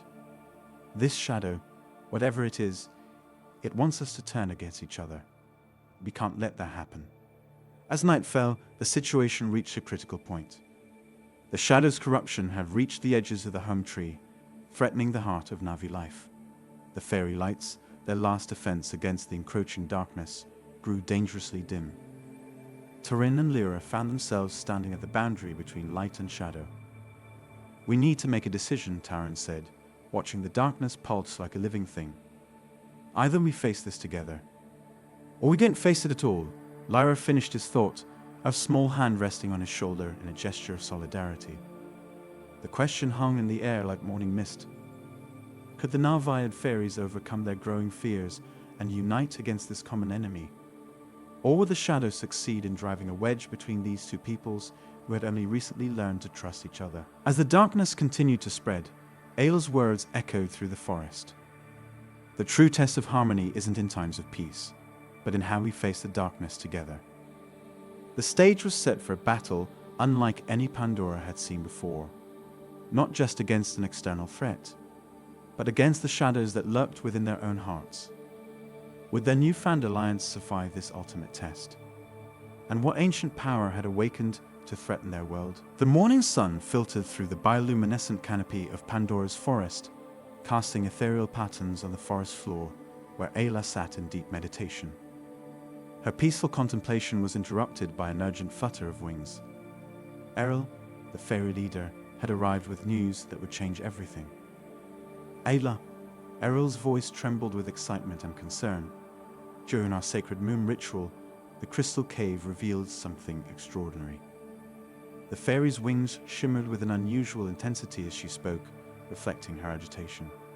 Ayla opened her eyes slowly, her expression serene despite the fairy's urgency. "Tell me, my friend, what has the ancient place shown you?"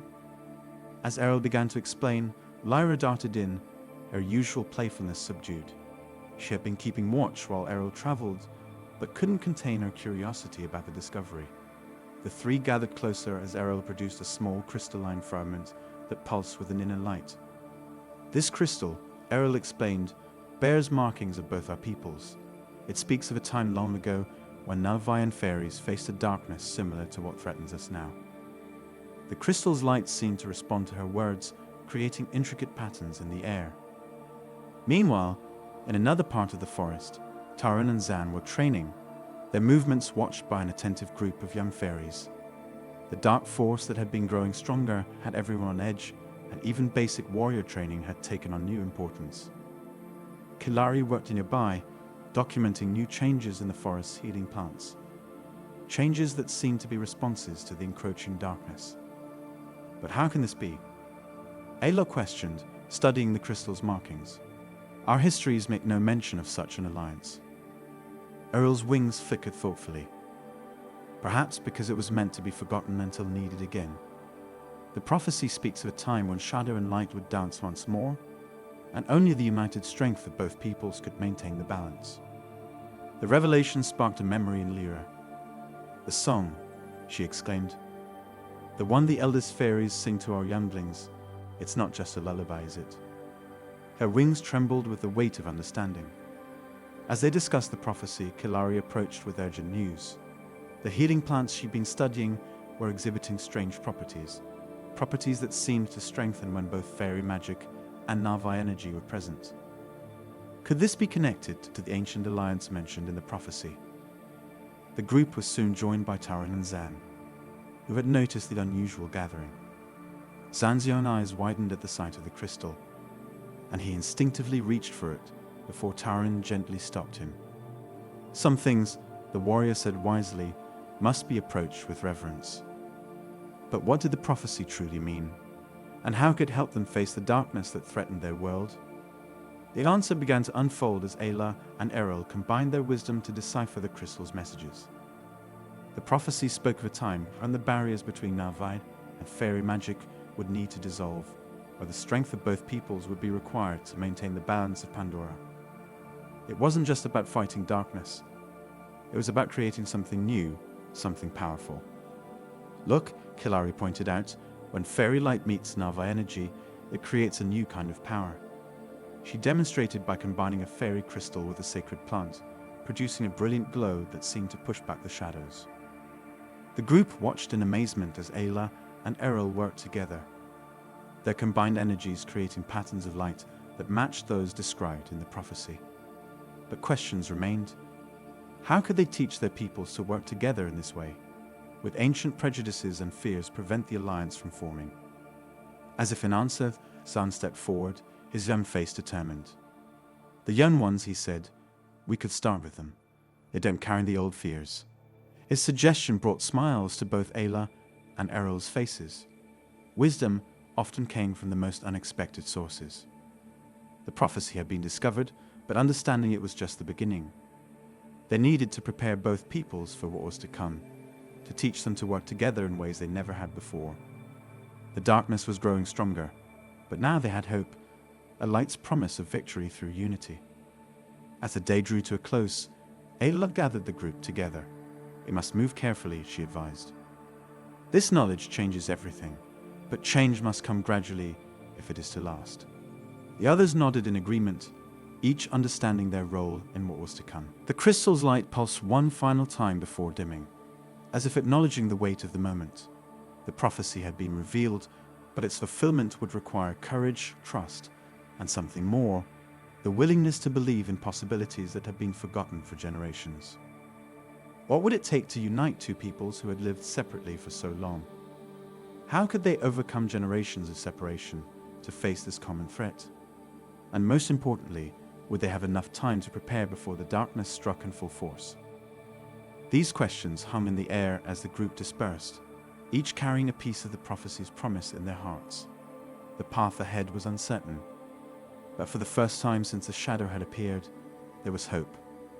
A hope born of ancient wisdom and the promise of light. The morning sun cast a golden glow through the dense canopy of Pandora's forest as Taran stood at the edge of a massive branch, his heart racing with anticipation. The events of the past few days had left him questioning everything he knew about combat and warfare. The ancient prophecy discovered by Ayla and Errol had spoken of a union between Navaid fairy warriors, but how could such different beings fight as one? Are you ready to begin? Lyra's melodious voice chimed from above. She hovered near his head, her wings creating tiny rainbows in the morning light. The Fairy Warrior Council has agreed to teach you our ways, but you must open your mind to possibilities you've never imagined. Taran nodded, his queue swaying gently in the breeze. I'm ready, but I must admit, I'm uncertain how I can learn to fight alongside beings so much smaller than myself. Lyra's laugh tinkled like wind chimes. Size matters not in the art of aerial combat, brave Taran. Have you never wondered how we fairies survive in a world of giants? The question hung in the air as several fairy warriors emerged from their hidden sanctuaries, led by Errol. Their armor, crafted from dewdrops and flower petals, gleamed with an otherworldly light. Each carried weapons that seemed to be made of pure energy, pulsing with different colors. The key, Errol explained, hovering before Taran's face, lies not in physical strength, but in the harmony of movement. Watch carefully. The fairy warriors began an intricate dance through the air, weaving patterns that seemed to bend the very light around them. Taran's eyes widened as he recognized formations similar to those used by the Navaid hunters, but with a fluidity he had never seen before. Meanwhile, Zan watched from a nearby branch, his young face filled with wonder. Taran, he called out, it's like they're speaking without words. This observation sparked something in Taran's mind. Is that it? He asked Lyra. Is this dance a form of communication? Hilari, who had been quietly observing while gathering healing herbs, stepped forward. Just as we Navi connect with our environment through Sahelu, perhaps the fairies have their own way of connecting through movement. The training began in earnest as Taran learned to read the subtle signals in fairy flight patterns. Hours passed as he struggled to coordinate his movements with the tiny warriors. Each failure brought frustration, but also new understanding. Why do you fight against the air? Lyra asked during a particularly challenging moment. The wind is not your enemy, just as we are not separate from you. Feel the currents as we do. Taran closed his eyes, remembering how Ayla had taught him to listen to the spirits of Pandora. Could the same principle apply here? He took a deep breath and allowed his consciousness to expand, feeling the subtle shifts in the air around him. Suddenly, something clicked. The fairy warrior's movements no longer seemed random, but became a clear language of intent and action. When they swooped left, he felt the pull before he saw it. When they climbed, his body anticipated the rise. "Yes," Errol exclaimed, her usual caution giving way to excitement. Now he began to understand. The breakthrough led to more complex maneuvers. Taran learned how fairy warriors could amplify Novi's strength by riding the same air currents, how their energy weapons could combine with Navi arrows to create devastating effects, and how their small size could become an advantage in confusing larger enemies. As the day progressed, Kilari documented everything she observed, recognizing the potential applications for healing arts. "If we can learn to move together like this," she mused, "imagine how we could combine our healing abilities." The training session reached its climax as Taran and a group of fairy warriors attempted a coordinated attack on a practice target. The fairies formed a spiral around him as he leaped from branch to branch, their combined movements creating patterns that seemed to bend space itself. Stan could barely contain his excitement. "It's like watching a storm dance," he shouted, earning appreciative nods from both Navi and fairies alike. But even as they celebrated their progress, questions remained. How would these new techniques fare in actual combat? What other secrets lay in the prophecy Ayla had discovered? And perhaps most importantly, were they truly ready for whatever threat had prompted the ancestors to forge this alliance? As the sun began to set, Taran gathered with his fairy companions to reflect on their achievements. "This is just the beginning, isn't it?" he asked Elira. She smiled mysteriously. "Indeed. Today, you learn to speak with your body and soul, but tomorrow we must learn to fight as one. The true test lies ahead, and we must be ready." The day's training had opened new possibilities, but it had also raised the stakes. As Taran looked out over the forest, now alive with the evening lights of both Navi and fairy dwellings, he wondered what challenges awaited them. One thing was certain: the warrior's path had taken an unexpected turn, and there was no going back. What new discoveries would tomorrow bring? How would this unprecedented alliance change both their peoples? And what ancient wisdom had led their ancestors to foresee the need for such a union? The answers lay somewhere in the depths of Pandora's mysteries, waiting to be uncovered. The morning sun filtered through the dense canopy of Pandora's forest, casting ethereal patterns on the gathering below. Ayla sat cross-legged in the center of a natural clearing, her eyes closed in deep meditation as she hummed an ancient Navi melody. The sound resonated through the air, carrying with it generations of wisdom and connection to Ewa. Nearby, Lyra hovered with a group of fairies, their wings creating a subtle shimmer in the morning light. "Listen," she whispered to her companions, "the song speaks of times when our peoples were closer." Her own voice began to harmonize with Ayla's, adding a crystalline quality to the earthier tones of the Navi Elder. Kilari watched in fascination as the merger of sounds began to affect the surrounding flora. "Have you ever seen anything like this?" she asked Taran, who stood beside her, his warrior's posture softening as the music wrapped around them. The plants seemed to pulse with each note, their colors intensifying in response to the harmony. Young Zan couldn't contain his excitement. "Look at the flowers," he exclaimed, pointing to a cluster of spiral-shaped blooms that had begun to unfurl in time with the music. The petals released tiny spores that danced in the air, creating patterns that matched the rhythm of the combined songs. Errol, who had been observing from a distance, finally approached the gathering. "This is ancient magic," he said, his voice filled with wonder. "Our oldest stories speak of such harmonies, but I never thought." He trailed off as the musical collaboration grew stronger. But what would happen when these two distinct musical traditions fully merged? Could the Navi and fairies maintain control over the magic they were unleashing? As the songs intertwined more deeply, unexpected things began to happen. The very air seemed to shimmer with possibilities. Tree branches swayed without wind, and luminescent patterns appeared on the ground, forming intricate designs that told stories of both peoples' histories.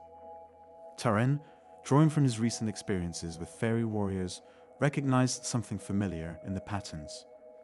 These are like the flight paths we use in combat, he observed, but they're different somehow. More peaceful. Kilari moved closer to examine the glowing patterns, her healer's intuition sensing something profound. These aren't just pretty lights, she explained to Zan, who watched wide-eyed beside her. They're showing us how energy flows through Pandora itself. Look how they connect everything. The trees, the ground, even us. Lyra's wings began to glow more brightly as she wove her fairy songs more intricately with Ayla's chanting. We never knew, she said between notes, that our music could do this when joined with yours. What else might we discover together? The question hummed in the air as the magic continued to build. The clearing had become a symphony of light, sound, and movement, each element building upon the others in ways that neither species had experienced before. Ayla opened her eyes, though her song never faltered. This is what the ancestors spoke of, she said, her voice blending seamlessly with the music. When two peoples find harmony, Iwa reveals new paths. But with this revelation came challenges. The combined music began to attract curious creatures from the forest, some friendly, others potentially dangerous. How would they maintain this delicate balance while ensuring everyone's safety? Errol noticed the gathering creatures first. We must be careful, he warned, though he couldn't hide his amazement at what was unfolding. Such power will draw attention from all corners of Pandora. The music reached a crescendo, and suddenly, something extraordinary happened. The glowing patterns on the ground began to rise into the air, forming three-dimensional shapes that seemed to tell stories of both Nalvai and fairy history. Past, present, and possible futures danced before their eyes. Zan, unable to contain himself, reached out to touch one of the floating images. "It's warm," he exclaimed, "and it feels alive somehow." Kilari quickly documented everything she observed, knowing this could revolutionize her healing practices. "The way the energies combine," she mused, "it's like nothing in our medical knowledge. Think of the possibilities for healing." As the sun climbed higher in the sky, the magical display showed no signs of diminishing. If anything, it grew stronger, more complex, more beautiful. But with this beauty came questions that needed answers. How long could they maintain this harmony? What were the limits of this combined power? And most importantly, what responsibilities came with such a discovery? Taran, ever the practical warrior, began to consider the implications. "This isn't just about music anymore," he said thoughtfully. "We're discovering a new way for our peoples to connect, to understand each other. We need to be wise about how we use it." The gathering had become more than just a simple musical experiment. It was a turning point in the relationship between Nalvai and fairies, opening doors to possibilities neither had imagined. But as with all powerful discoveries, it brought both opportunity and risk. As the magic continued to unfold around them, each participant knew that this was just the beginning of a new chapter in their shared history. The song of nature had revealed itself in ways they never expected, and its melody would continue to echo through the forests of Pandora, carrying with it the promise of greater understanding between two magical peoples. But what other secrets would this newfound harmony reveal? And were they truly ready for the changes it might bring to their world? The dawn broke over Pandora's luminescent forest. The usual harmony between the Nalvai and fairy communities was notably absent. A tense silence had replaced the melodious songs of yesterday, all because of a simple misunderstanding that had snowballed into something far more serious. It began when Zan, in his eagerness to prove himself worthy of becoming a warrior like his idol Taran, had ventured into the sacred fairy grove without permission. He had heard rumors of magical crystals that could enhance a warrior's strength, and his young mind couldn't resist the temptation. What he didn't realize was that these crystals were actually fairy eggs, carefully nurtured by the community for the next generation. Lyra had discovered him just as he was about to touch one of the crystalline eggs. Her usually playful demeanor vanished instantly, replaced by genuine fear and anger. "Stop!" she had cried out, her wings flashing with distress signals that brought other fairies rushing to the scene. The commotion attracted nearby Na'vi as well, including Kilari and Taran. Errol, the fairy leader, was furious. Is this how the Navi honor our trust? He demanded, his usually calm voice trembling with emotion, by sending their young to steal our very future. The accusation hung heavy in the air, making even the forest itself seem to hold its breath. Taran stepped forward, his heart heavy with disappointment in his young admirer, but also understanding the gravity of the situation. Zan, he spoke firmly but gently, explain yourself. The young Navi, now realizing the magnitude of his mistake, could barely meet anyone's eyes. I thought they were power crystals. I just wanted to be strong like you, Taran. I didn't know they were eggs. I would never hurt them, I swear. Ayla, who had been quietly observing the situation, finally spoke up. Sometimes the greatest wounds come not from malice, but from ignorance, she said, her wise voice carrying across the gathering. This is not a moment for anger, but for learning. Have we not all made mistakes in our journey to understanding each other? But could wisdom alone bridge this new rift? The fairies had begun to withdraw, their trust shaken. Even Lyra, who had always been the strongest advocate for Navi-fairy friendship, seemed uncertain. Kilari, who had spent countless hours learning from the fairies about their healing magic, felt the fragile bonds of trust slipping away. Wait, she called out to Daryl. Let us make this right. Perhaps this is an opportunity to share more knowledge, not less, to prevent such misunderstandings from happening again. The tension in the air was palpable. Would the friendship between these two species survive this test? Or would fear and mistrust drive them apart? Zan, fighting back tears, stepped forward again. I will accept any punishment, he declared. But please don't let my mistake ruin everything we've built together. Errol looked at the young Navi, then at Ayla, whose eyes held a quiet plea for understanding. The fairy leader remembered how far they'd come since the first tentative meetings between their peoples. Yesterday's magical music still echoed in his memory, the beautiful harmony they had created together. Perhaps, Errol finally said, we have been too protective of our secrets. If young Zan had known what these were, this would never have happened. But knowledge must be earned through respect, not taken by force. Lyra, seeing an opportunity to heal the rift, fluttered closer to Zan. Would you like to learn about our eggs? She asked softly. About how we care for them, and why they're so precious to us. The young Navi's eyes lit up with genuine interest, rather than the previous desire for power. Yes, please, he whispered. Ayla smiled, seeing the wisdom in turning this crisis into an opportunity for deeper understanding. Let this be a lesson to us all, she announced. Trust is like these fairy eggs, fragile and precious, requiring careful nurturing to grow into something beautiful. As the day progressed, what had started as a potential disaster transformed into an unprecedented sharing of knowledge. The fairies, led by Errol and Lyra, began teaching interested Navi about their life cycle and sacred traditions. In return, the Navi shared their own stories of raising children and protecting their future generations. Taran watched as Zan listened intently to every word, his earlier shame gradually replaced by genuine respect and understanding. The warrior realized that sometimes the greatest strength comes not from magical crystals or physical prowess, but from the ability to admit mistakes and learn from them. But questions still lingered in the air. Would this incident lead to stronger bonds between the two species, or would it make them more cautious in their interactions? And what other misunderstandings might be lurking, waiting to test their newfound trust? As night fell over Pandora, the luminescent forest seemed to glow with renewed hope. The crisis had been averted, but its lessons would not be forgotten. Trust, once broken, could be rebuilt. But like the fairy eggs in their sacred grove, it needed time, care, and understanding to flourish once again. The golden light of Pandora's setting sun filtered through the dense canopy, casting ethereal shadows on the gathering below.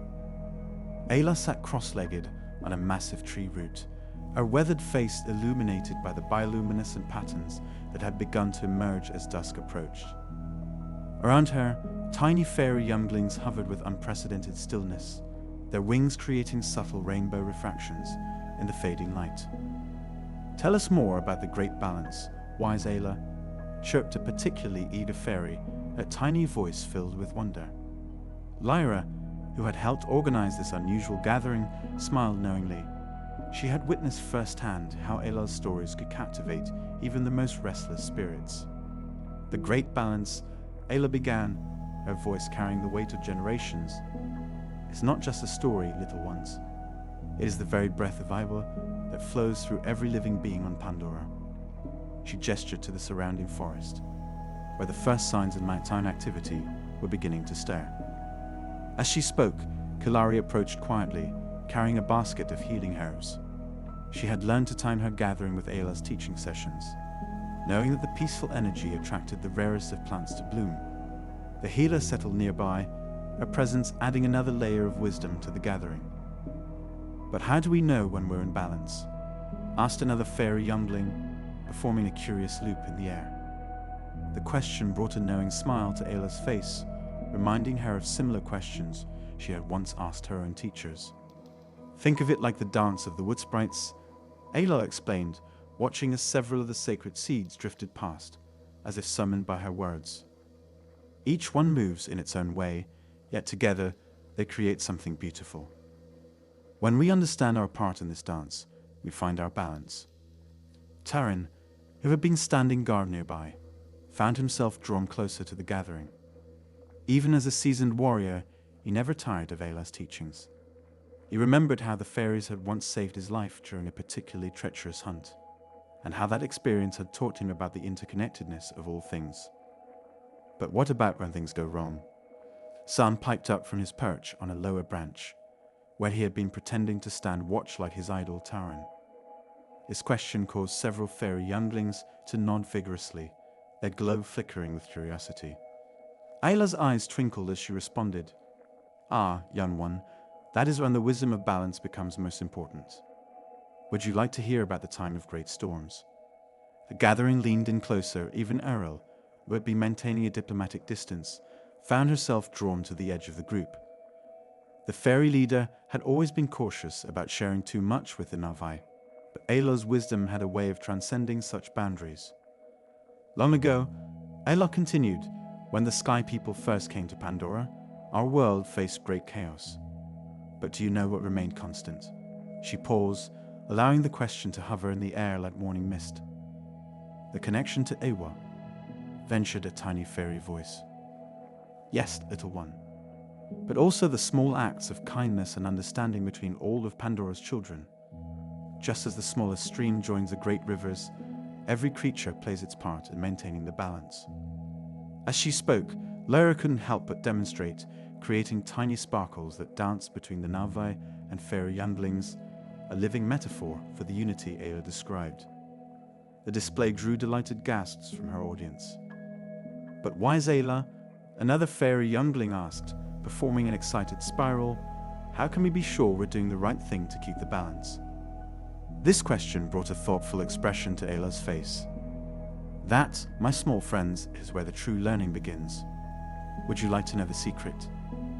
The anticipation in the air was palpable as both Navai and fairy younglings leaned in closer. The secret is in listening, not just with your ears, but with your heart. When you learn to listen to the voice of Iwa and everything around you, you begin to understand your place in the great balance. Kilari nodded in agreement, thinking of how her own healing work taught her this very lesson. The ways of healing were not just about knowing which plants to use, but about understanding the delicate balance between all living things. As the lesson continued, Ayla wove together stories of ancient wisdom with practical teachings about living in harmony with Pandora's complex ecosystem. She explained how the fairies' natural magic and the Navi's spiritual connection to Iwa were different expressions of the same fundamental truth. The session concluded with a practical demonstration, as Ayla guided the younglings through a simple meditation exercise. Even the most energetic fairy children found themselves caught up in the peaceful moment, their natural glow pulsing gently in rhythm with the forest's heartbeat. As the gathering dispersed, Errol approached Ayla with a newfound respect.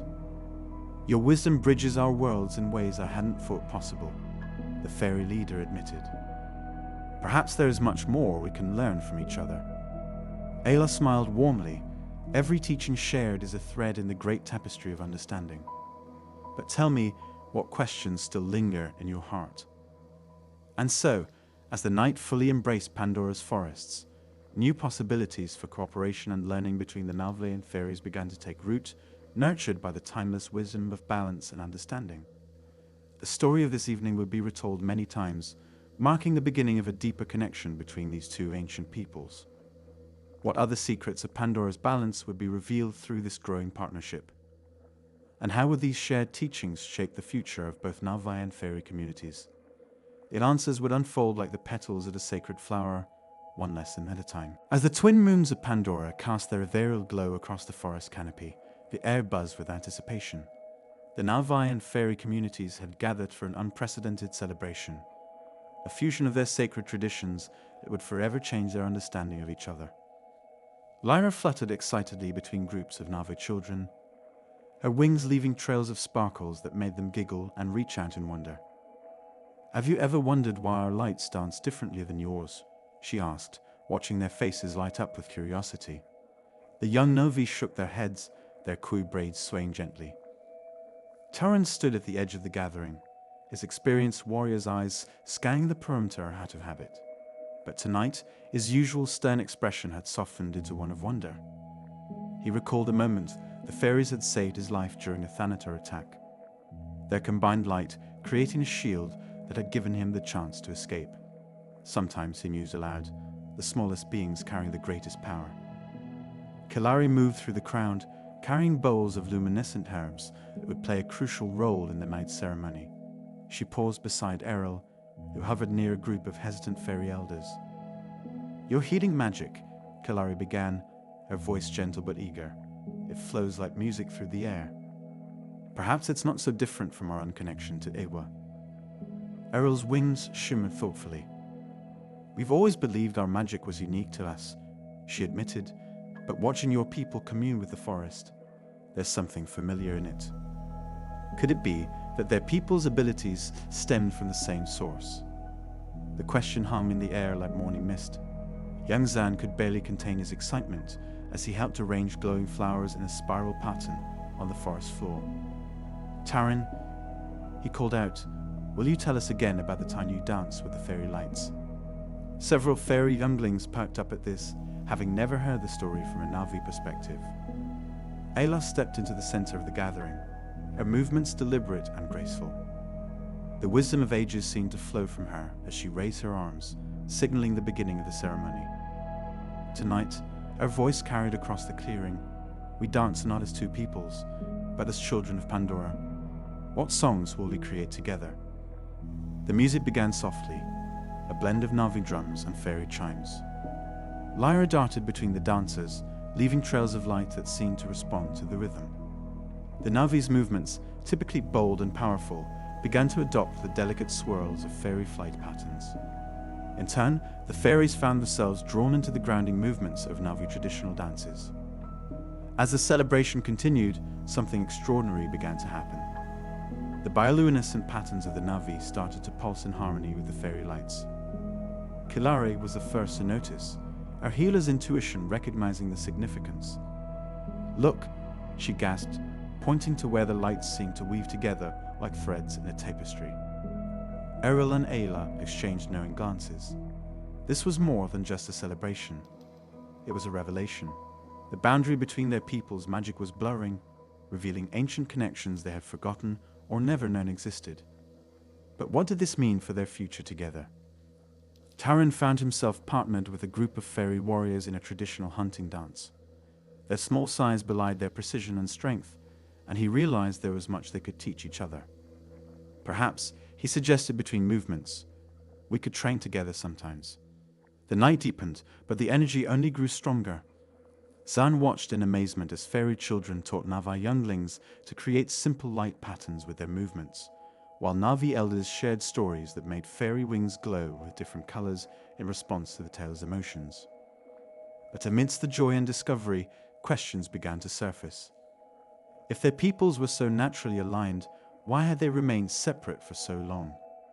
What other secrets lay hidden in their shared connection to Pandora? And most importantly, how would this night change their future interactions? As the celebration reached its peak, Love gathered everyone in a circle. Tonight we have discovered that our differences are like the various flowers in a garden, each unique, but grown from the same soil, she said. But with this knowledge comes responsibility. How will we nurture this new understanding? The question resonated through the gathering like ripples in still water. Lyra, perched on Taran's shoulder, spoke up with uncharacteristic seriousness. Maybe that's why we're all here, not just to celebrate, but to begin something new. As the night drew to a close, both communities knew they had witnessed something profound. The Dance of Destiny had lived up to its name, weaving their futures together in ways they were only beginning to understand. But what challenges would this new relationship bring? And were they ready for the changes it would demand of them all? The celebration might have ended, but the real journey was just beginning. As the participants departed, their hearts full of wonder and questions, they knew that Pandora had shown them yet another of its infinite mysteries. The only question that remained was, what would they do with this new knowledge? The morning dew glistened on the leaves of the sacred healing grove where Kalari stood, her hands hovering over a collection of traditional Na'vi medicinal plants. Her heart was heavy with uncertainty as she contemplated the growing crisis facing her people. A mysterious ailment had begun spreading through the younger members of the clan, including young Zan, and traditional remedies seemed to provide only temporary relief. There must be another way, Kalari whispered to herself, her fingers tracing the patterns on an ancient healing scroll. The sound of delicate wings caught her attention, and she turned to find Lyra, the fairy, observing her with curious eyes. You seem troubled, Kalari, Lyra said, floating closer. I can feel the weight of your concerns from across the grove. Kalari sighed, sharing her worries about the spreading illness. Our traditional medicines are losing their effectiveness. The children's fever returns stronger each time, and Zen. Her voice trailed off, thick with emotion. The story takes an intriguing turn as Ayla, the wise elder, approaches them. Sometimes the path forward requires us to look beyond what we know, she said, her voice carrying the wisdom of generations. But at what cost to our traditions? This question echoes through the narrative, making us wonder. Can ancient wisdom and new knowledge truly coexist? Taran enters the scene, supporting a weakened Zan. The warrior's spirit burns bright in him, Taran said, but even the strongest flame needs proper fuel to keep burning. Zan's usual enthusiasm was dimmed by fever, his skin carrying an unusual purple tinge that worried everyone. Errol, the fairy leader, had been watching from the shadows of a luminous flower. He emerged, his presence adding gravity to the situation. Our healing magic is different from yours, he explained, but it comes with its own rules and responsibilities. Once learned, it cannot be unlearned. The tension builds as Kalari faces her crucial decision. The fairy magic could potentially save lives, but it would mean stepping away from the pure Na'vi healing traditions she had practiced her entire life. Would embracing fairy healing methods diminish the ancient knowledge passed down through generations? Lyra, sensing Kalari's internal struggle, shared a secret. The first fairy healer was taught by watching the Na'vi. Our magic evolved from observing your connection with Ewa. Perhaps it's time for the knowledge to flow the other direction. This revelation sparked a deep discussion among the gathered characters. Ayla shared stories of times where the Na'vi had adapted and grown stronger by learning from other beings of Pandora. Change doesn't always mean loss, she reminded them. Sometimes it means growth. As the day progressed, more young Na'vi showed symptoms of the mysterious illness. Kalari found herself at the crossroads of tradition and innovation. Would combining both healing traditions create something stronger than either alone? Or would it dilute the pure connection to Arwa that Na'vi healers had maintained for generations? Errol approached Kalari with an unexpected proposal. What if we taught you our ways not to replace your traditions, but to complement them, like the harmony of different voices in a song? The story reaches a crucial moment as Zan's condition suddenly worsens. His breathing becomes labored and the purple tinge deepens. Kalari must make her decision quickly, but the weight of responsibility feels overwhelming. Taran, who had experienced fairy healing firsthand, shared his perspective.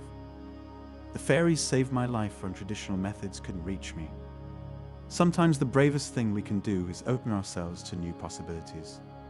As night falls, the healing grove comes alive with bioluminescence, creating a magical atmosphere that seems to bridge the gap between Navai and fairy worlds. Kilari begins to understand that perhaps the choice isn't between two separate paths, but rather about finding a way to weave them together. What will Kilari choose? And more importantly, what consequences will her decision have for both the Navai and fairy communities? As she stands in the grove, surrounded by those who trust in her wisdom, the future of healing on Pandora hangs in the balance. The story continues to unfold as Kilari takes her first step toward what she believes is right. But will it be enough to save Zan and the other affected children? And what new challenges will arise from bridging these two ancient healing traditions? The morning dew sparkled like tiny crystals on the leaves of Pandora's forest as young Zan practiced his bow techniques. His movements were precise, just as Taran had taught him. But his mind wandered to the mysterious lights he'd seen dancing through the trees the previous night. Were those the fairies Lyra had told him about? "Your stance is improving, but your focus needs work," came Taran's voice from behind, making Zan jump. The young Navi lowered his bow, his ears drooping slightly in embarrassment. "What occupies your thoughts, young one?" Before Zan could answer, a familiar shimmer of light darted between them, followed by Lyra's melodious laugh. "But let him dream a little, Taran. Sometimes the best discoveries come from a wandering mind." Taran's stern expression softened as he watched Zan's eyes light up at Lyra's presence. The fairy had taken a particular interest in the young Navi's training, often appearing during his practice sessions. But what no one knew was that Zan had been secretly meeting with Lyra and other fairies during the night, learning about their world in ways few Navi ever had. "Lyra," Zan whispered excitedly, "should we tell them about what we found?" The fairy's wings flickered with uncertainty, catching Taran's attention. What secret could these two possibly share? Meanwhile, in another part of the forest, Kilari was consulting with Ayla about her recent experiences with fairy healing magic. "The combination of our traditional methods and their energy work is remarkable," Kilari explained, her hands moving animatedly. "But I worry about depending too much on their ways." Ayla nodded wisely. "Balance is key, dear one. But tell me, have you noticed anything unusual about young Zan lately?" The question seemed to come from nowhere, but Ayla's intuition was rarely wrong. Before Kilari could respond, Errol, the fairy leader, appeared in a shower of sparkles, his expression both worried and excited. "Your young warrior in training," Errol announced, addressing both Navi women, "has discovered something that changes everything we thought we knew about the connection between our peoples." Back at the training grounds, Zan could no longer contain his excitement. "Taran, remember the ancient stories about Navi who could communicate with the spirits without Sahelu? I think I know why those stories exist." Lyra fluttered nervously as Zan continued, "The fairies have been teaching me their language of light. It's not just beautiful patterns. It's a form of communication that anyone can learn with practice. And last night..." He paused, building suspense. "Last night what?" Taran pressed, his curiosity piqued. "Last night, I spoke with Iwal without making Sahelu. The fairy's light language somehow connects directly to her energy." The revelation sent ripples through the community. Word spread quickly, bringing Ayla, Kilari, and Errol to join them. The young Novi's discovery challenged everything they thought they knew about their connection to their deity. But with this discovery came questions. Why had this connection been lost to time? What other secrets lay in the intersection between Nalve and fairy knowledge? And most importantly, what did this mean for the future of both peoples? As the group gathered to discuss the implications, Zan demonstrated his newfound ability. His hands moved in patterns that mimicked the fairy lights, and to everyone's amazement, the forest seemed to respond, pulsing with a gentle bioluminescence that matched his movements. "This is why the young ones often see what we cannot," Ayla mused, watching Zan with pride. "Their minds are open to possibilities we might have forgotten." Kalari's eyes sparkled with understanding. This explains why the fairy healing techniques felt so familiar. They're not just fairy magic, they're ancient Navi wisdom we'd lost touch with. But Errol remained cautious. With great knowledge comes great responsibility, He warned, his wings casting shadows in the ethereal light. Are we ready for what this might mean? Turin placed a supportive hand on Zan's shoulder. Ready or not, change is upon us. The question is, how will we embrace it? As the sun set on this momentous day, Zan found himself at the center of something far bigger than his dreams of becoming a warrior. His friendship with the fairies had unlocked a door to the past that might very well shape the future of both peoples. Lyra danced around him playfully, her light trailing patterns that he now understood were words of encouragement and friendship. See, she teased, sometimes the best training happens when you are not trying to train at all. The discovery raised new questions. How would this ancient form of communication change their society? What other lost connections might they rediscover? And most intriguingly, what role would young Zan play in bridging these two worlds? As night fell over Pandora, the forest glowed with an unusual brilliance, as if Iwa herself was celebrating this rediscovery of ancient wisdom through the innocent eyes of youth. The path ahead was uncertain, but one thing was clear. The friendship between a young Na'vi and a playful fairy had opened a door that could never be closed again. The soft glow of bioluminescent plants illuminated Ayla's face as she sat in deep meditation near the ancient tree of souls. Her weathered hands rested gently on her knees, her breathing steady and rhythmic. As the elder of the Na'vi community, she had spent countless nights in communion with Awa, but tonight felt different. The air buzzed with an unusual energy, and the forest seemed to whisper secrets meant only for her ears. Have you ever experienced a moment when reality and dreams intertwine so seamlessly that you can't tell where one ends and the other begins? For Ayla, this night would bring such an experience. As she deepened her meditation, the world around her began to shift. Colors became more vivid, sounds more crystalline, and the very air seemed to shimmer with possibility. Through her connected crew with the Tree of Souls, Ayla felt herself being drawn into a vision that would change everything. In her vision, she saw Lyra, a spirited fairy, dancing through the air, leaving trails of sparkling light in her wake. But something was different. The fairy's magic wasn't just for show anymore. It intertwined with the natural energy of Pandora in ways Ayla had never imagined possible. Could this be a glimpse of what was to come? The vision expanded, revealing Taran and Kalari working alongside Eril and other fairies. They weren't just coexisting. They were combining their knowledge and abilities in remarkable ways. Fairy magic enhanced Na'vi healing techniques, while Na'vi wisdom helped the fairies connect more deeply with Pandora's larger creatures. What secrets lay in this cooperation that neither species had discovered on their own? Young Zan appeared in the vision, but he wasn't just watching from the sidelines anymore. He stood tall, a fully fledged warrior, but with a unique twist. Fairy companions flew alongside him, their combined strengths creating a new kind of protector for their world. Was this the future that Iwa had in store for their people? As the vision continued to unfold, Ayla saw challenges too, moments of misunderstanding and conflict. But what caught her attention was how these obstacles were overcome. It wasn't through force or separation, but through patience, understanding, and the willingness to learn from each other. How could she help guide her people toward this future?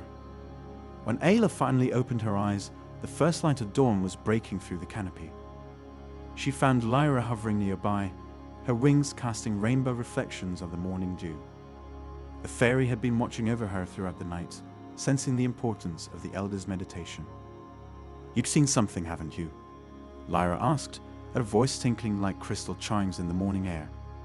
"Something that changes everything." Ayla smiled, her eyes twinkling with newfound purpose. "Indeed, little one. But seeing is only the beginning. The path ahead requires all of us to open our hearts to possibilities we've never considered before." Word of Ayla's vision spread quickly through both communities. Taran and Kalari were among the first to visit her, eager to understand what she had seen. As Ayla shared her vision, she noticed how Kalari's eyes lit up at the mention of combined healing practices, while Taran seemed particularly intrigued by the potential for enhanced warrior techniques. But it was Eril's reaction that surprised everyone. The usually cautious fairy leader arrived with an entire delegation of her people, her expression both worried and hopeful. Our oldest stories speak of a time when our magics would find new purpose, she revealed. Perhaps this is what they meant. As discussions continued, young Zan couldn't contain his excitement. Does this mean I'll really become a warrior who works with fairies? He asked, practically bouncing with enthusiasm. This question made everyone smile, but it also highlighted the innocence and openness that would be needed to achieve this future. The vision began to spark changes almost immediately. Kilari and several fairy healers started exchanging knowledge, discovering that their different approaches to healing complemented each other in unexpected ways.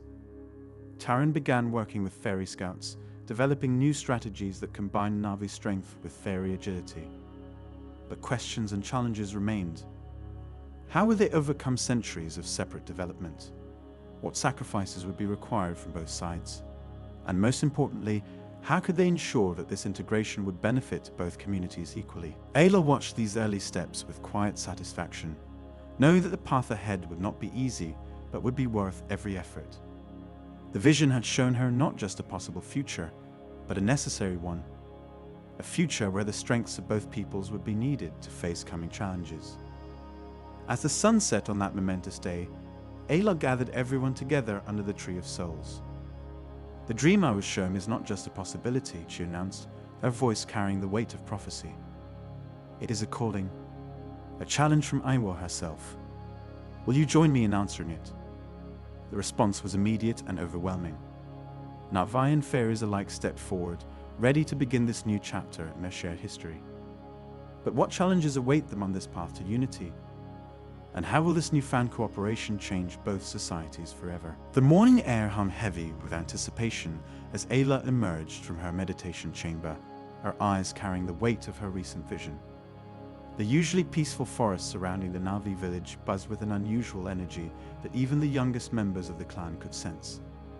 Something was stirring in the depths of Pandora, something that made both Navi and fairy alike uneasy. Lyra fluttered anxiously around Ayla's head, her wings casting shifting patterns of light on the ground. The trees whisper warnings, Ayla, she said, her voice trembling slightly. Even the smallest seedlings feel it. What did you see in your vision? Before Ayla could respond, Taran burst through the foliage, his breathing heavy and his eyes wide with concern. The eastern borders, he gasped, they're being corrupted by something we've never seen before. The plants are turning black, and the creatures are fleeing in terror. Kilari, who had been gathering healing herbs nearby, approached with a handful of withered plants. Look, she said, holding out the blackened vegetation. These were vibrant and healthy yesterday. Whatever's happening is spreading faster than any natural phenomenon I've ever encountered. Yamzan, who had been practicing his tracking skills nearby, couldn't contain his curiosity. Is this what the spirits warned you about, Ayla? He asked, his voice a mixture of fear and excitement. Will we finally get to see the great unity you spoke of? Errol descended from the canopy above, accompanied by a group of concerned fairies. The fairy leader's usual cautious demeanor was replaced by one of urgent determination.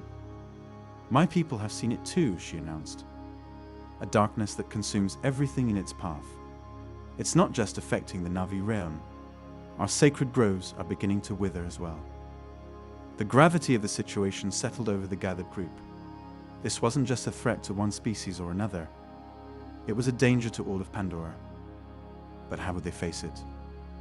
Could ancient rivalries and misunderstandings be set aside in time to save their home? Ayla's voice cut through the mounting tension. In my vision, I saw both our peoples standing together, our strengths combined. The Navi's warrior spirit and connection to Awa merged with the fairies' ancient magic and knowledge of the forest's deepest secrets.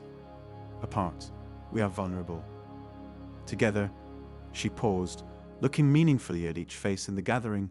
Together, we are Pandora's shield. Taran stepped forward, his hand instinctively reaching for his bow. But how do we begin? Our peoples have lived separately for so long. Can we truly learn to fight as one? Lyra, in a rare moment of seriousness, landed on Taran's shoulder. We already have the foundation, she said softly. Look at us now, standing together, sharing our concerns. The bonds are there, we just need to strengthen them. Kilari, ever practical, began organizing her healing supplies. We need to combine our knowledge, she declared. The fairies' healing magic with our traditional methods. We must prepare for casualties if we're to face this darkness. As if in response to their discussion, a distant rumble shook the ground. The darkness was growing closer, and time was running short. Zahn, despite his youth, spoke up with surprising wisdom. The stories say that long ago, Na'vi and fairies lived in harmony.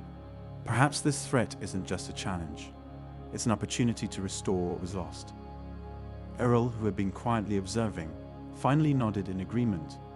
Our ancestors would want us to fight together, but we must act quickly. My scouts report the darkness will reach the heart of our territories within days. The group began to form a plan. Taran would lead the warrior training, teaching Na'vi and fairies to coordinate their attacks. Kilari and the fairy healers would combine their knowledge to develop new ways to combat the corruption. Lyra and Zan would serve as messengers between the groups, their natural ability to bridge the gap between species proving invaluable. But as they organized their defenses, questions lingered in everyone's minds. What was this darkness that threatened their home? Could they truly overcome centuries of separation to fight as one? And even if they did, would their combined strength be enough? Ayla watched as her people and the fairies began working together, her heart both heavy with concern and light with hope.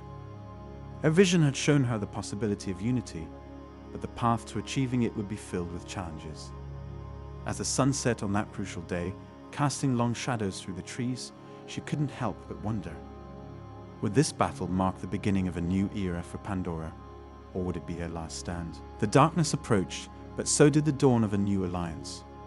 The next few days would test their resolve, their ability to trust, and their willingness to change.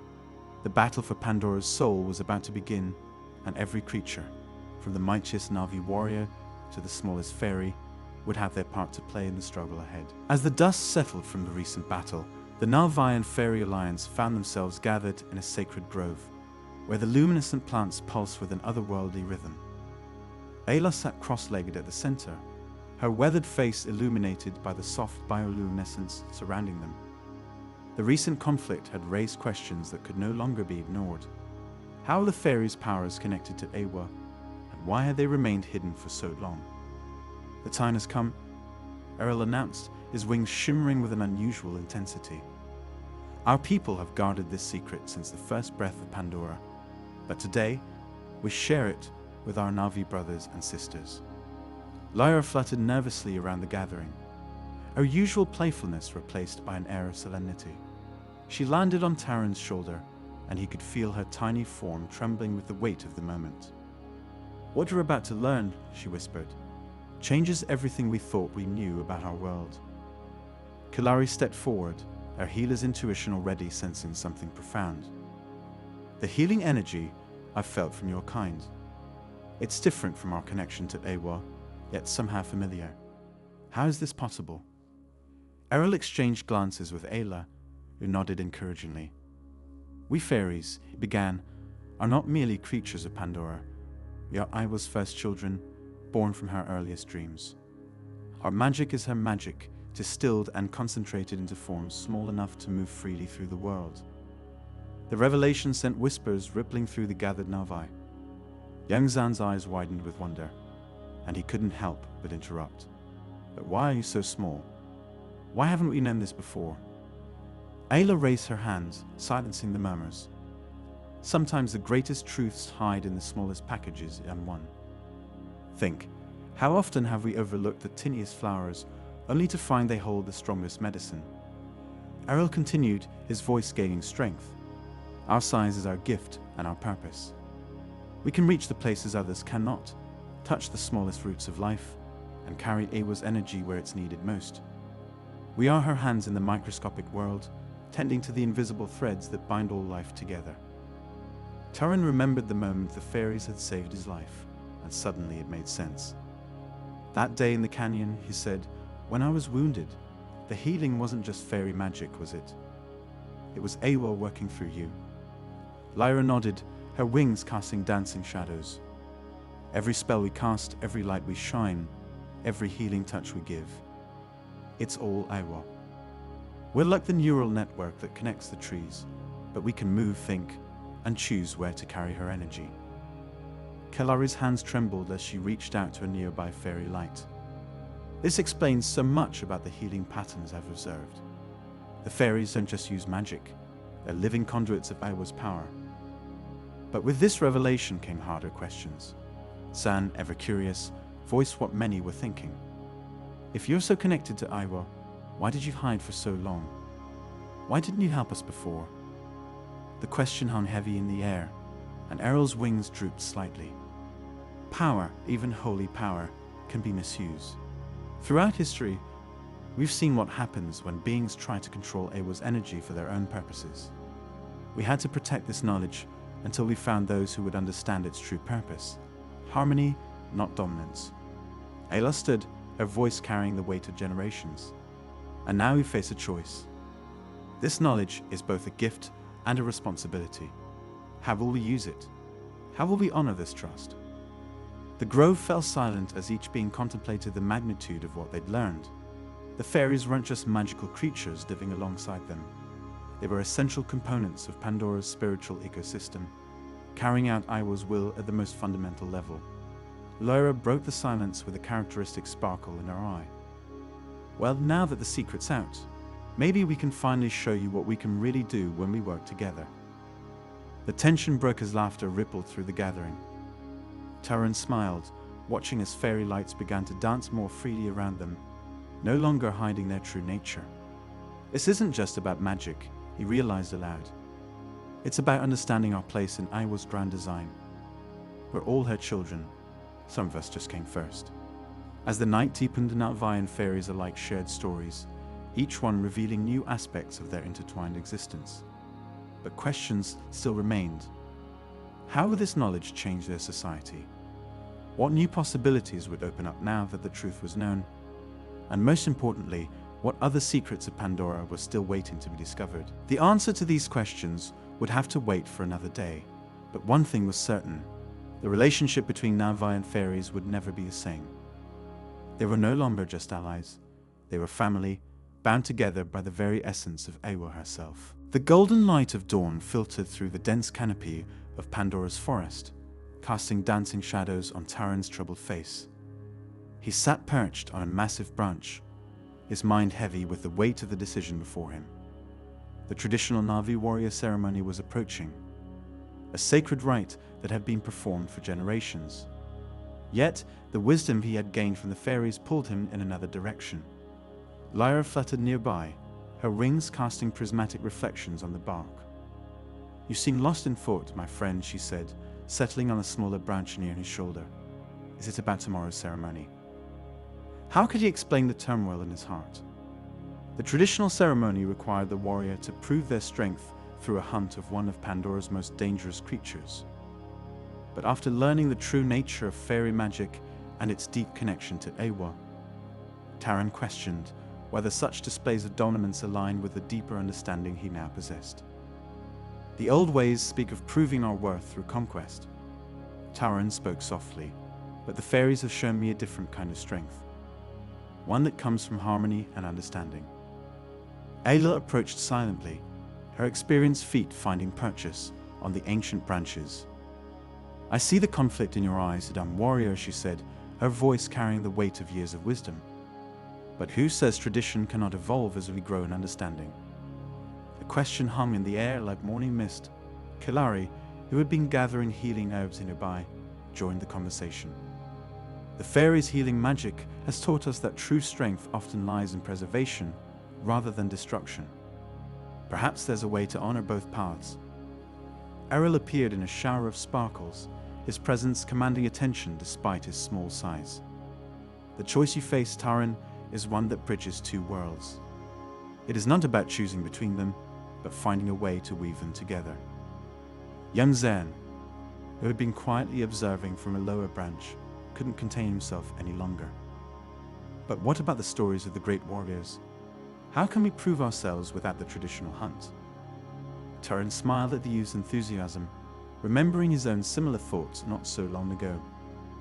"Perhaps that's the question we need to ask ourselves, Zan. What truly makes a warrior great? As if in response to his words, a wounded hexapede limped into view below them.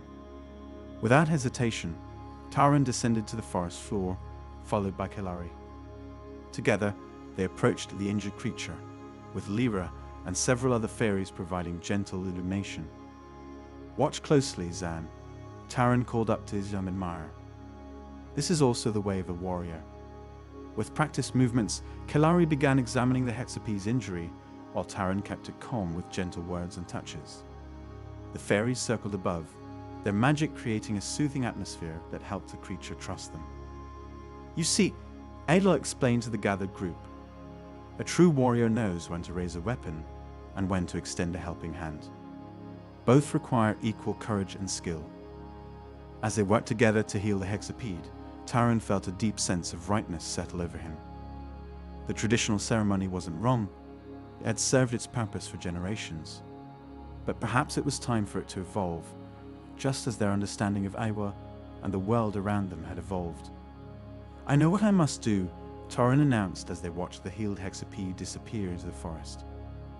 "Tomorrow, at the ceremony, I will demonstrate a different kind of strength, one that honors both our traditions and the wisdom we've gained from our fairy friends." Errol nodded approvingly. "Your choice may open new paths for future generations of warriors. Sometimes the bravest thing we can do is challenge the way things have always been done." The group spent the remainder of the day preparing for the ceremony, with Taran and the fairies working together to create a demonstration that would show the clan a new way of being a warrior. They would prove that protecting and nurturing life required as much skill, courage, and strength as any hunt. As night fell, Zan approached Taran with questioning eyes. Will the clan accept this change? What if they don't understand? Taran placed a reassuring hand on the young Navi's shoulder. Change is never easy, Zan. But remember what we learned about the true nature of magic? It wasn't about power over others, but about connection and understanding. Perhaps that's what being a warrior is truly about as well. The evening ended with a gathering around the ancient tree of voices, where Ayla led them in a prayer to Ewa. As their voices rose in harmony with the fairy lights dancing above them, Taran felt at peace with his decision. Tomorrow would bring its own challenges, but he knew in his heart that he was choosing a path that would honor both his people's traditions and the new wisdom they had gained. What would the ceremony bring? How would the clan react to this departure from tradition? Only tomorrow would tell. But as Taran looked around at his gathered friends, Navi and fairy alike, he knew that whatever came, they would face it together, as warriors of a new age. The morning dew glistened on the leaves of Pandora's forest as Errol, the fairy leader, paced anxiously near the sacred grove. The weight of generations of fairy knowledge pressed heavily upon her shoulders. For centuries, her people had guarded a secret that could forever alter the relationship between the Navi and the fairy realm. But now, with the growing bond between the two peoples, could this be the right time to share it? Lyra noticed her leader's distress and fluttered closer. What troubles you, Errol? You've been watching the Navi settlement since dawn. The younger fairy's wings shimmered with concern as she landed on a nearby branch. Lyra, gathered the others. It's time, Errol said, a voice carrying both authority and uncertainty. Bring Ayla, Taran, Kelari, and young Zan. What I must share concerns them all. As the group assembled in the sacred grove, the atmosphere grew thick with anticipation. Ayla, the wise Navi elder, could sense the gravity of the moment. She had lived long enough to recognize when the spirits of Pandora were stirring with change. My friends, Errol began, her voice trembling slightly, for generations, we fairies have protected a truth about our existence and yours. She paused, looking at each face in the gathering. The Navi and the fairies were once one people. Gasps echoed through the grove. Yamzan's eyes widened with wonder, while Kelari leaned forward, her healer's mind already racing with possibilities. But how? Taran asked, his warrior's composure momentarily shaken. We are so different in size and form. Errol continued, long ago during the first Psalms, when Aiwa was still weaving the tapestry of life on Pandora, our ancestors faced a great choice. Some chose to remain connected to the earth, growing tall and strong like the trees themselves. These became the Navi. Others chose to become one with the air and light, diminishing in size but gaining the gift of flight. These became the Fairies. Ayla's eyes filled with understanding. This explains the ancient songs that speak of the Great Division. We thought they were merely legends. But why keep this secret for so long?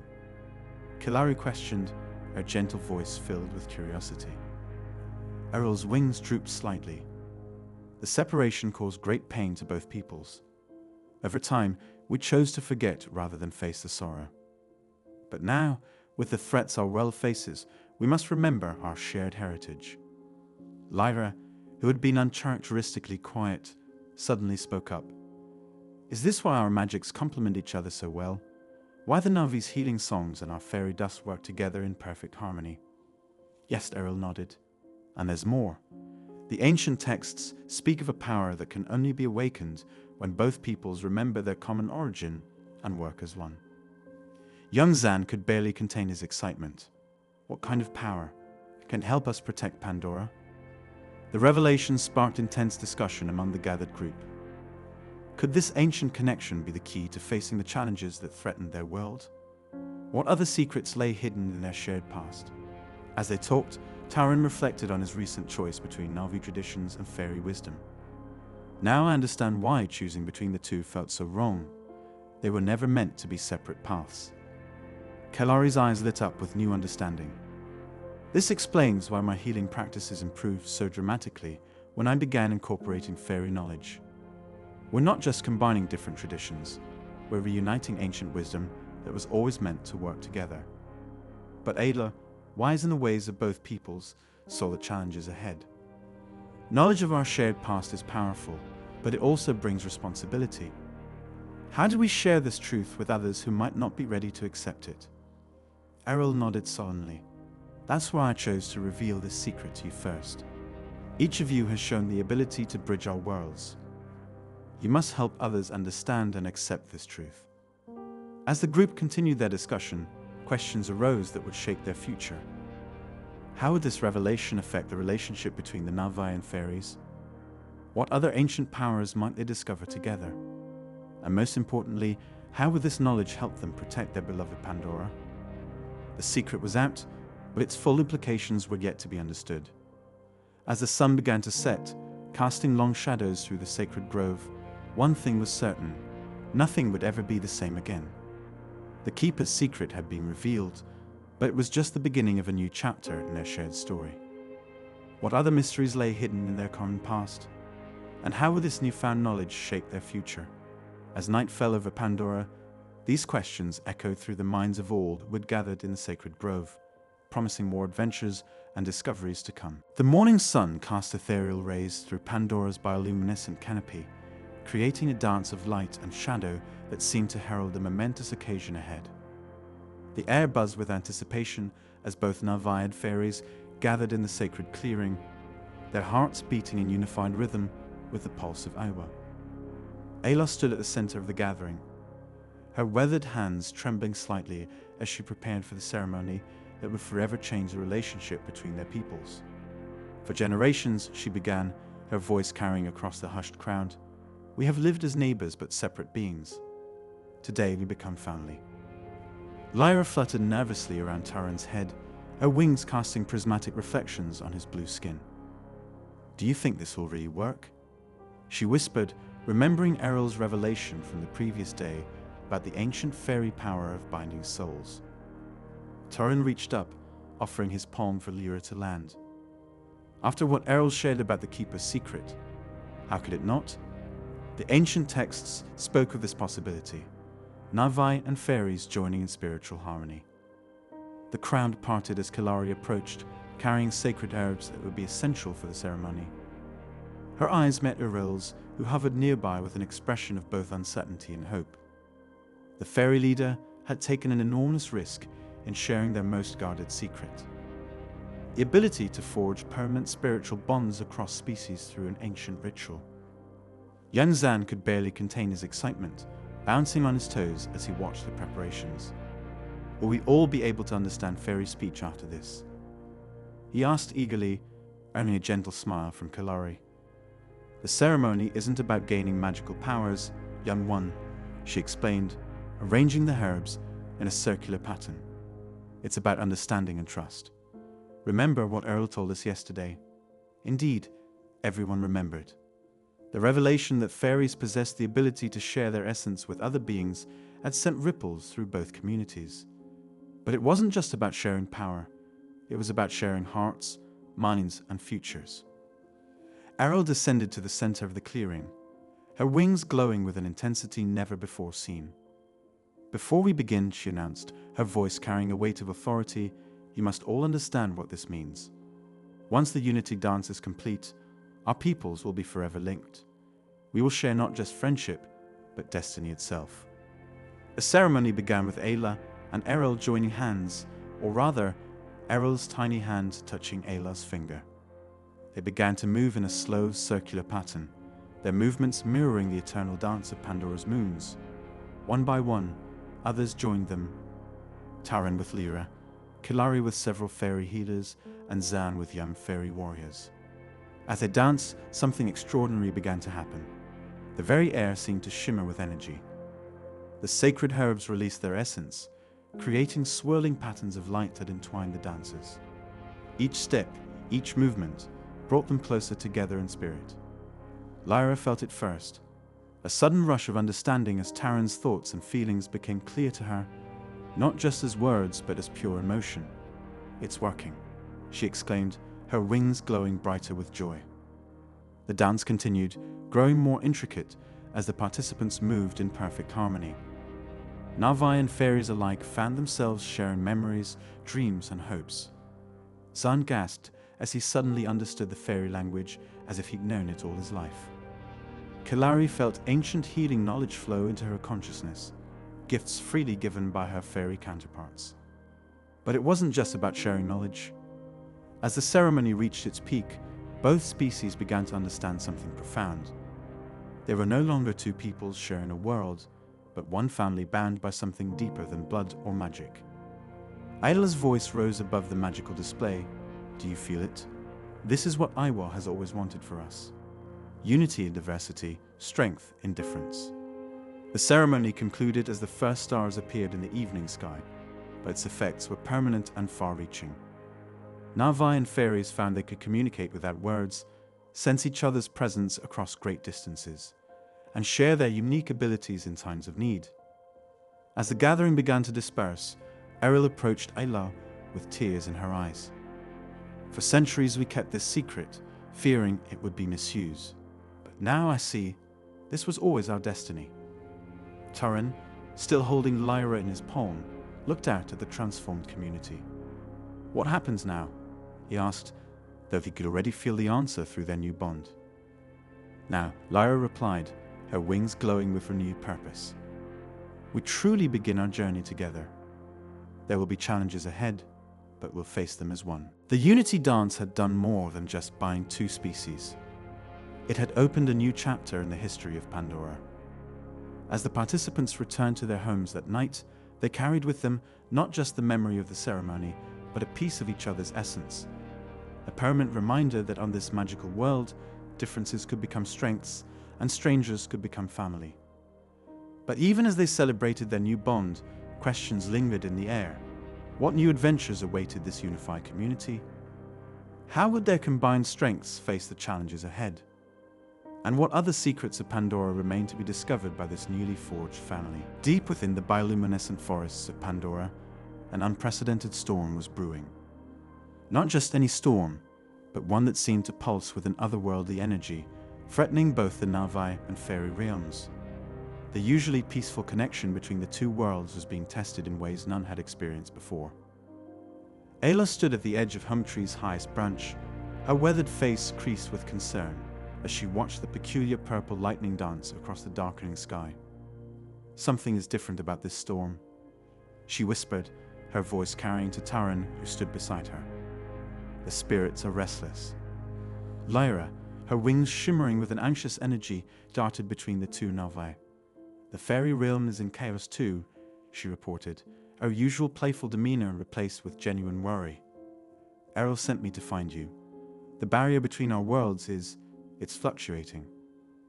The gravity of the situation became apparent as Kelari rushed up the spiral pathway of geometry, clutching various healing herbs. The sacred plants are reacting strangely, she explained, showing them how the normally gentle glowing flora now pulsed with an intense, almost painful light. Even the Tree of Souls seems to be responding to whatever this is. Young Zan, who had been practicing his warrior skills nearby, couldn't contain his curiosity. Could this be like the stories you told us, Ayla? About the Great Convergence? Ayla's eyes widened at the young Navi's words. Could it be? The ancient texts spoke of a time when the energies of Pandora would align in such a way that the barriers between all realms were thin. But such an event wasn't supposed to happen for many generations. Errol arrived with a group of fairies, their wings creating a symphony of gentle humming. The old magic is stirring, the fairy leader announced, landing gracefully on a nearby branch. Our seers have never seen such patterns in the energy flows. Taran, ever the warrior, gripped his bow tighter. What are we facing exactly? How do we protect our people? The question hung in the air as another bolt of purple lightning split the sky, followed by a deep rumble that seemed to come from Pandora itself. The storm was intensifying, and with it, strange phenomena began to manifest. Floating islands of rock appeared and disappeared, while streams of water flowed upward instead of down. We must combine our knowledge, Kelari suggested, her healer's instincts kicking in. The Novi's connection to Ewa and the fairies' ancient magic. Perhaps together we can understand what's happening. Lyra fluttered nervously between the groups. But we've never attempted anything like that before. The fairy magic is different from your connection to Ewa. Different, yes, Ada responded, her voice carrying the weight of wisdom, but not separate. All things on Pandora are connected, are they not? The group watched as more abnormalities appeared throughout the forest. Trees began to shift and move of their own accord, and strange creatures never before seen emerged from the shadows. The situation was becoming dire. Errol, despite his usual caution, nodded in agreement with Ayla. We have no choice. Our realms are both at risk. But how do we begin? As if in response to his question, the Tree of Souls in the distance began to pulse with an intense rhythm, matching the strange lightning above. The Storm's heart was growing stronger, and time was running out. I think I might know, Zan suddenly spoke up, drawing surprised looks from the others. Remember the story of the first meeting between Narvi and Fairies? They joined hands in a circle around the Tree of Souls during the Great Migration. Taran's eyes lit up with understanding. The boy's right. Our ancestors found a way to bridge the gap between our peoples once before. We can do it again. But would such an ancient ritual work against this mysterious force? Could the combined strength of two peoples be enough to calm the storm's heart? And what would be the cost of such an attempt? As the group began to formulate their plan, more questions arose. What was causing this convergence of energies? Was it a natural phenomenon, or something more sinister? And most importantly, would they have enough time to act before both their worlds were torn apart? The storm continued to intensify, its purple lightning now forming patterns that seemed almost like writing the sky. The time for action had come, but the path forward was fraught with uncertainty. The combined forces of Narvi and Fairies would face their greatest challenge yet, and the outcome would determine the fate of both their realms. In this moment of crisis, ancient rivalries and cautious boundaries needed to be set aside. The storm's heart beat with a power that threatened everything they held dear, and only together could they hope to understand and overcome it. But as they prepared to face this unprecedented challenge, one question remained. Would their combined strength be enough to weather this storm? The aftermath of the great storm hung heavy in the air as dawn broke over Pandora's horizon. Ayla stood atop a sacred ridge, her weathered hands trembling as she took in the sight before her. The combined forces of Narvi and Fairies had weathered the tempest, but at what cost? Would you believe that sometimes the greatest victories come from the most unexpected alliances? Lyra fluttered nearby, her usually bright wings still dampened from the storm's fury. "We did it, Ayla," she whispered, her voice carrying both exhaustion and triumph. "But I never imagined it would be like this." The story of their victory began to unfold as survivors gathered in the clearing below. Taran, bearing fresh battle scars, approached with Zan close behind, the young Novi's eyes wide with wonder despite his obvious fatigue. "The darkness thought it could divide us," Taran declared, his voice carrying across the gathering. "But it only made our bond stronger. Remember how the storm had threatened to tear apart everything they held dear? Now, as the first rays of sunlight pierced through the dissipating clouds, the true magnitude of their achievement became clear. Kalari moved through the crowd, a healing touch bringing comfort to both Navai and fairies alike. Have you ever wondered what happens when two different worlds truly learn to trust each other? Errol descended from above, his fairy light casting a gentle glow as he approached Ayla. "Our ancestors spoke of a time when Navai and fairies would stand as one," he said, his voice filled with emotion. "I never truly believed until now." The victory had not come easily. Throughout the night, as the storm raged, both races had put aside their final doubts and reservations. Zan, who had always dreamed of proving himself, found his moment not in grand displays of warfare, but in saving a group of young fairies trapped by the storm's fury. Sometimes the greatest strength lies not in our ability to fight, Ayla had told him, but in our capacity to protect. Kalari's knowledge of healing combined with fairy magic had proven crucial in their triumph.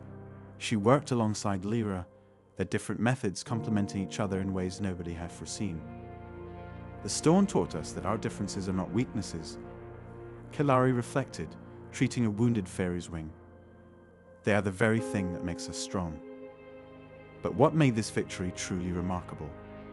Was it just the defeat of the darkness, or something more profound? As the community gathered to celebrate, Taran shared stories of the battle, but his words focused not on the fighting, but on the moments of unity that had turned the tide. "I saw Na'vi warriors creating shields with their bodies to protect fairy healers," he recounted, "and fairies using their magic to guide our arrows true through the storm's chaos. We didn't just survive together, we thrived together." Lyra, ever the bridge between the two peoples, darted between groups, her infectious joy spreading like wildfire. "Remember when we thought we were so different?" She laughed, landing on Zan's shoulder. "Now look at us, we can barely tell where fairy magic ends and Na'vi strength begins." The victory celebration became a testament to their new unity. Fairy lights danced with Na'vi bioluminescence, creating patterns that had never been seen before in Pandora's long history. But amidst the joy, Ayla sensed something even more significant emerging. What happens when ancient barriers finally crumble? "This is more than a victory over darkness," she announced, her voice carrying wisdom and hope. "This is the beginning of a new chapter for both our peoples." Errol nodded in agreement, his previous caution replaced by open trust. As the celebration continued, small but significant changes began to take shape. Fairy healing techniques were freely shared with Na'vi healers, while Na'vi warriors began teaching young fairies about balance and strength. Zan, still buzzing with excitement, found himself surrounded by fairy children, eagerly sharing tales of the battle while learning about their magical abilities. The triumph had transformed them all. Taran, once focused solely on warrior traditions, now spoke of the importance of understanding fairy magic. Kalari's healing practices evolved, incorporating fairy wisdom with Na'vi knowledge. Even the cautious Errol began to see the value in opening the fairy realm to their Na'vi allies. But perhaps the most profound change was in the hearts of both peoples. The victory had shown them that their strength lay not in remaining separate, but in coming together. As night fell on their celebration, Ayla posed a question that would echo through generations. If we could achieve this much together in one night of darkness, what might we accomplish in the days of light to come? The story of their triumph would be told for generations, not just as a tale of victory over darkness, as the moment when two worlds truly became one. As the celebrations continued under Pandora's glowing night sky, one question remained: what new adventures and challenges awaited this united community? In the end, Light's victory proved to be more than just the vanquishing of the storm. It was the dawn of a new era for Pandora, where the combined wisdom and strength of Nalvi and fairies would forge a path forward together. But as any wise elder would tell you, every ending is just another beginning. What new chapters would unfold in this remarkable partnership?